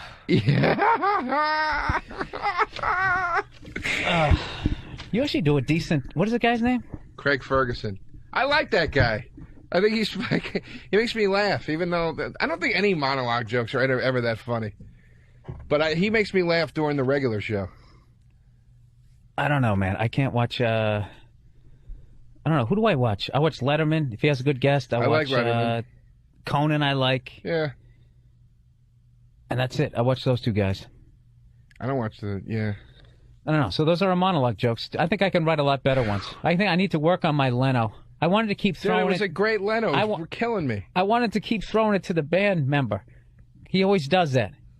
Well, hey, then after you replaced it with a baboon heart. Meant to be the baboon heart. The baboon heart. He's shaking his head, looking over in that direction. Dude, all I'm doing is just whining in a high-pitched fucking voice. I can't do the deep part. All right, cool. It's a funny voice. It's a funny voice. All right, so I guess it's safe to say neither one of us will be doing stand-up on either one of those shows if that ever gets played. That's a shame because Ferguson's one of the ones I have a show. Dude, he's not going to give a fuck. Yeah, we're acting like they're going to hear the fucking show. They're not going to hear the show. Joe, can't we lie to our listeners like we actually have something going on here? You're right. Wasn't the whole purpose of this show we were going to act like we were on the run, and that's why we were doing it in fucking what are we, the first two guys that impersonate Jay Leno and fucking Craig Ferguson? There's nothing wrong with that. Ben Stiller used to do it all the time. Used to do what? I remember watching the Ben Stiller show. Yeah, but you know what he did, Joe? He went on to book movies. Well, that's so will we, Bill. That's the difference, so Joe. So will we. I'm finished, Joe. You're not finished. This is my parachute out of the business. You're not finished. Actually, Joe, what year do you want to be able to, if you want, leave the First of all, do you want to leave this business? Yes. At any point? I want to leave it now. Oh, stop with your fucking pouting. What's the matter, pouting. Joe, huh? I'm not pouting. You know what? Why don't you try roofing for fucking 2 weeks like I did? I'm talking about stand-up. I want to try to sell a script as quickly as possible and stop having to rely on stand-up for money. I still want to do stand-up, but relying on stand-up for an income at the point that I'm at right now with all of the wild cards that are conceivably at play, I don't want to do that. I want to sell a script. I want to sit in my fucking apartment. Whoa. That was all making sense. What do you mean wild cards? Just all the ways it could conceivably go wrong. And I got to deal with, and all the bullshit. Joe, your career is going real. How long have you been doing this? You've been doing this like 4 years. 5.5 years. 5.5 years. You get your own fucking radio show. I know, and I like this because this is security. Oh, and good, Joe. I'm glad you want to hang out with me. No, but I'm saying to you, I like doing stuff like this. I like things that are secure, that you can sit home and prepare, that are consistent. Stand up is not consistent. So it's like my goal is I want to get into writing, getting films that I produce. So it's like, nah, that's smart, dude. I'd be much more enjoyable sitting in front of a computer, writing every day, and then, and going out and doing spots and stuff, and doing weekends, but not being like, I need the $1,500. Joe, can I tell you something right now? You won't. What do you mean? Nobody who writes major Hollywood scripts and still does the road? You wouldn't do it. Well, not many guys, but I'm just saying, when the fuck would you ever want to go to Kansas City again? Well, the hope is that you write something that gets famous enough that you can pick and choose the stuff you want to do, or that you just do spots I'll just do spots in New York. So I can tell you something. Or whatever. I've gone to, like, I don't own a house, right? I own an apartment. You rent it, right? Yeah. If I actually owned a fucking house, okay, and I had a nice car, and I had a grill, and I had a pool, okay, and a nice TV, dude, you couldn't get me on the fucking road. It'll be it. It'll be over. Why would I want to fucking leave that to go to the goddamn Super 8, to go to a city, even a city I like, for the 9 millionth fucking time? Yeah, it sucks. Other than doing the shows. The shows are awesome. That's a good time. The show is wonderful. The radio, the media, I love doing that. Yeah. But it's the time away from home. And the other 17 fucking hours. In the dirty hotel rooms, and but I mean, dude. Joe, who you kidding? You'd sit in that house for 10 minutes, and so would I, and you'd want to go back out there again, talk about your cock. I like going on the road. I like daffodils. To an extent. What I don't like is the complete dependency. I don't like feeling I have to hustle more spots. You want to sell tickets. To pay my rent. Yeah, and you can't sell tickets anymore. Dude, it's different from when you came up, man. When you came up, you shitting me, Joe? Joe, I finally started selling tickets like fucking 3 years ago. I know, so but what are I'm you acting saying, like I'm Borscht Belt guy? But no, dude. No. But hear me out here. 3 years ago is a major difference from right now, dude. Like 3 years ago, the internet did not. Dude, I'm telling you, the injection of the internet into stand-up and its effect that it's had on comics and stuff, and digital cable and all that stuff. It's like, dude, it's impossible to be famous anymore, and it's almost impossible That's such bullshit, Joe. Hold on, no. You're looking at it in a negative way. Now, Joe, when I came up, the only thing you had was the road. No, not the road, but you had a picture show. You had to go through that. Now you can shoot the shit on your own. You can put it up on YouTube. Well, that's cool. You can blow up on that. That's cool, and I'm certainly trying to do stuff like that. But it's like, dude, here's the tough part right now. For guys like me that want to start headlining the way you did and start building the following, it's a lot fucking harder now. It's a lot harder now because of Joe, for you to say that you would have had to try to do it when I did it and then restart it again and then. How can you? What did you tell me? What are you basing that on? Well, I can base part of it on discussions that you and I have had. First of all, I thought you weren't going to cry this show, Joe. No, I'm not crying. I swear to God, dude. Look, I love what I'm doing right now. I'm not pissing and moaning about that. I'm just saying you're doing one of those. If I had the, you're either pissing or you're moaning. If I get the option and somebody comes to me and says, we want to buy the script. We want to make this movie. We want you to write another one if this is successful. Yada, yada, yada. Absolutely. That's what I'm saying, dude, is that's what I was saying.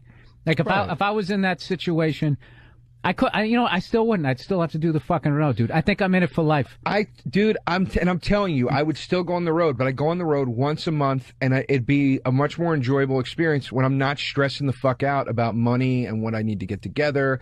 And I cut it down. I used to go out 3 weekends a month. Now I go 2, and I got to tell you something. It's almost easier to do 3 because you're in that grind. It's almost like going to the gym. You know what I mean? If you're kind of doing it for a while, you're all right. But if you actually only go twice, then you become a softie, Joe. It'll probably change for me too, dude. When I get like a book. What the fuck am I listening to you bitch about your crew? 5.5 years in, dude. You're out in L.A. You're taking meetings. Dude, look, things are going well. You got a striped shirt. I mean, you got a lot of things going on. To a certain place, and I hope that I can. But dude, realize you're saying like, well, you're out in L.A. Realize something. I did 2 weekends while I was out here. I did one last week and I'm doing one next week, and I've done some shows in between while I'm here in the city. I'm making no money. Yeah, but Joe, you know what? I'm making absolutely no money because it all went to travel expenses. Because and everything else. You said cunt on your college audition tape or something. No, I didn't. All right, people listening right now, I set Joe up with my college agent. Okay, I've set I might have sent them 10 clients over the last decade. Once a year, if I just say, this guy's funny, they watch the tape, and you're a made guy, you're in. I said that about you. I don't know what you sent them, but you're the first guy they ever were just like, and Joe, you're fucking hilarious, so I know what you sent them. I didn't send them anything that said cunt. There are reasons that deal didn't go through that we shouldn't talk about on the air right now. Why? Honestly, we can't. Oh. We can't talk about that. Let's talk about the that circus later. of the business. But yeah, we can't. Really? You're gonna leave the... I just don't want to badmouth anybody right now, that's all. Well, and it's not talk around It's not your agents. Let's put it that way. There were parties involved with making that deal happen that were not your agents. But who would have made money if you got the gigs? Why didn't they want you to do it? Why didn't they want? I'm not saying they didn't want me to do it. That's not what I'm saying. Back to conspiracy theory. I like this. Were they based out of Dubai? Why didn't other people that wanted to help me with things say to me, we can help you now, and we couldn't before? It's politics, and it's just the position I was in at the time. And I changed the position, and that's all I can really say. What the fuck are you talking? I know you, and I don't know what you're talking about. The people surrounding you in this business. I had to make a change. I had the wrong people surrounding me, so I changed to the right people surrounding me. because the people that were surrounding me at that time. Joe, if you don't stop talking in riddles, I'm going to take my monologue jokes I'm not going to here. trash anybody on the air. It's like I don't want to do that. That's not right. You know that, dude. Come on. When did this become your inside the actor studio, Joe? No, I have no sympathy for a guy 5 years in who's doing as well as you are, who's you complaining I'm not about asking for struggling. sympathy. I honestly Then don't. why want are you sympathy. talking about this shit? You brought up this whole asking subject. me. You I asked haven't, me. Joe. I've been saying for the last 10 minutes, let's move on, and you're not hearing me. You've never said that. You are a cunt. You know? Yeah, that's why they didn't take me. They go, sure, Bill, we'll look at him, and they shut the door. No, you know why? Is because I got you when you were during your screaming about nothing phase. Would you send him an 8-minute tape yelling about? They saw my premium blend tape, and they didn't. You screamed about cell phones for 6 minutes? No, dude, I'm telling you something. And you can't text message. I don't. What the fuck? I don't want to get into it, but they just, it wasn't the right How come you never time. told me the story? Joe, you want to get shit-faced tonight? Do you know how Yes. bad I want to get drunk tonight? I want to get wasted tonight. I had somebody text me, can you meet me at 12:30 or 4? And I wrote, how about 5:30 tomorrow to ensure that I could get wasted tonight if I wanted to. Dude, speaking of that, even, people just tuning in now, man. Me and Joe did this wonderful gig up in Sacramento. I got to spin it here. And, dude, how was that the worst? Like, usually this is what happens after you do a stand-up gig. I know we're just kind of ragging about it. We're both kind of fucking burned out here. But, dude, who's kidding who? It's a fucking awesome job for the most part. Yeah. You know what I mean? It is great. You go hiking, you see roadrunners, you bang waitresses. It's everything. But what usually happens after you do the gig? There's usually a wait staff. They take you out. You have a good time if you want to. And we were literally at the Punchline Sacramento. And first of all, they turned on like every light. I felt like I was in a fucking a lamp Let me factory. interject really quick, though. Yeah, why don't you do that? Because I was really flailing there. It's a wonderful club. The shows are great. It's one of my favorite clubs in the country. Jesus Christ, they're still going to book you, Joe. However, they are not a party staff. At all. The staff does not hang out and party. And that is a bad town to be stuck in if you're not partying. There's absolutely nothing to fucking do there. Remember Chris Webber? You don't watch basketball. This guy's a millionaire basketball player. He's playing basketball for a living. He's a zillionaire, okay? He's probably got broads like you can't believe, and he literally just goes, you got to get me out of here. Did you just fart? Yep. Yes, I Just did. fucking unapologetically in the middle of me talking? Yeah, I farted. I You had leaned to to fart. one side. What Why couldn't you shoot it into the chair like What a do you fucking gentleman? fucking care? Oh, come on. Oh, I forgot we're in somebody else's studio. Just Yeah. threw some water on you. What are you doing? Don't fucking do that. What are you? I hate that frat boy humor. It's not fart humor. on- I had to fart. I Dude, farted. it fucking stinks. No, it doesn't. It does, you fucking half Egyptian falafel eating motherfucker. I've never seen a guy That's what it is. get so offended by farts. Dude, do you understand what breathing a fart is? I'm breathing in air that was just in your ass. That's what I'm smelling. That's what it is. Do you ever think about that? That's what a fart is. I don't. Yeah, That's thought air. about it. That's what's funny about that it. as you were talking shit, went down your gullet, went through your whole fucking system, just came out. Now it's in me. I can't believe that you think that argument is going to make me think it's less funny. If for you to go, I'm breathing air that was just in your ass. That makes it so much funnier, dude. No, Who's that guy? you asked me why I got so upset. That guy up there is what the fuck is his name? He's the old coach of Georgetown, Thompson. Okay. John Thompson. Is it They've John had a Thompson? TV on the whole time during the show, everybody. Oh yeah, we've had sports on it on TNT. On TNT. You could completely care less. No, but we were sitting there, we were talking about Sacramento, man. Like that was like, now that's a town, Joe. If you weren't up there, like seriously, suicidal thoughts come in. Remember that girl? We were like messing around with her, and we were just saying like, "Hey, where's the places to go?" Well, no, you guys are drinking, and then I go, "What do we got to do? What do you got to bust out the coke?" She goes, "Ew, I don't do drugs." Yeah, and then walked away, like took me seriously. I like when she when I go, I go, what's going on, man? Everybody's leaving. You guys never party. And she's like, obviously you've been some crazy nights in this club. And I go, no, I haven't. I've been here 4 times. You guys never drink. Yeah. Like you just never, like, don't give me. I think that's hate crazy for Sacramento. Like as you're closing out your checks, you have like a white Zinfandel. Dude, the one waitress hung out. Like she stayed behind and hung out. And Yeah, then what was she doing? She didn't say anything. she had one shot with us and then literally got up and left the club without saying goodbye. Nothing. Like got up in the middle of a group and just walked out the door. It was the rudest thing I've ever seen anybody do. Why? I would have done that if I actually had a car and I could have driven somewhere. Because you say goodbye. Dude, it literally be like if I stood up right now in the middle of this conversation and just walked out. Dubai. Yes. Say Yes. goodbye. I don't know. They're not alkies like we are, Bill. You know, what do you want from these people? So where do you want to go tonight, Joe? Let's inform our uninformed listeners here. Where is as we wind it? We're in the final 10 minutes, Joe. Well, we got about more like 15. Don't be a cunt. I want to go somewhere where we don't have to drive, but we're fucked. How are we going to... You got to get home. I got to get home. How are we going to drink? This fucking city stinks for drinking. No, it doesn't. All right. Well, what do you do when you got to drink? I'm not paying $30 cab rides each way. Joe, first of all, you blow 20 when you're in New York. You do it all the fucking time. So let's not act like you actually take the subway. You don't. I blow There's places I to blow go. 12 First of all, you don't even know one where way. the fuck you live. That's one thing. I go over there yesterday to try to warm up, do this show. Oh, get La Brea, All right, well, then let's go over down there like the Improv then. No, I don't want to do that. Well, let's fucking wrap this thing up here. Joe, great to see you out here on the West Coast. Where can people see you doing your stand-up act that you don't want to do anymore because you want to be writing scripts? Oh, for God's sakes. I am... All right, let's get to my exciting I'm at career. the Punchline. I'm at the Punch... No, that's when this airs. I will be next weekend.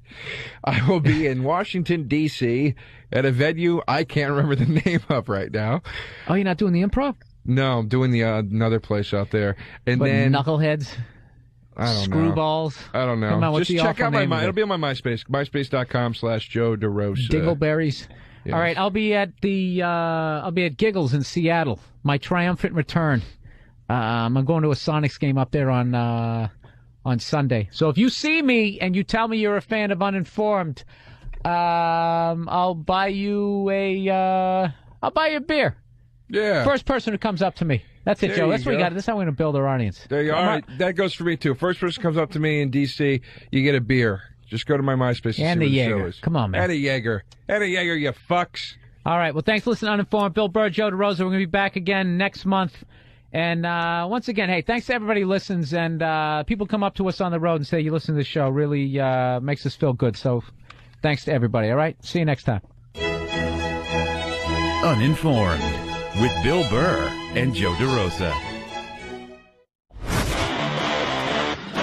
All right, well, that sucked.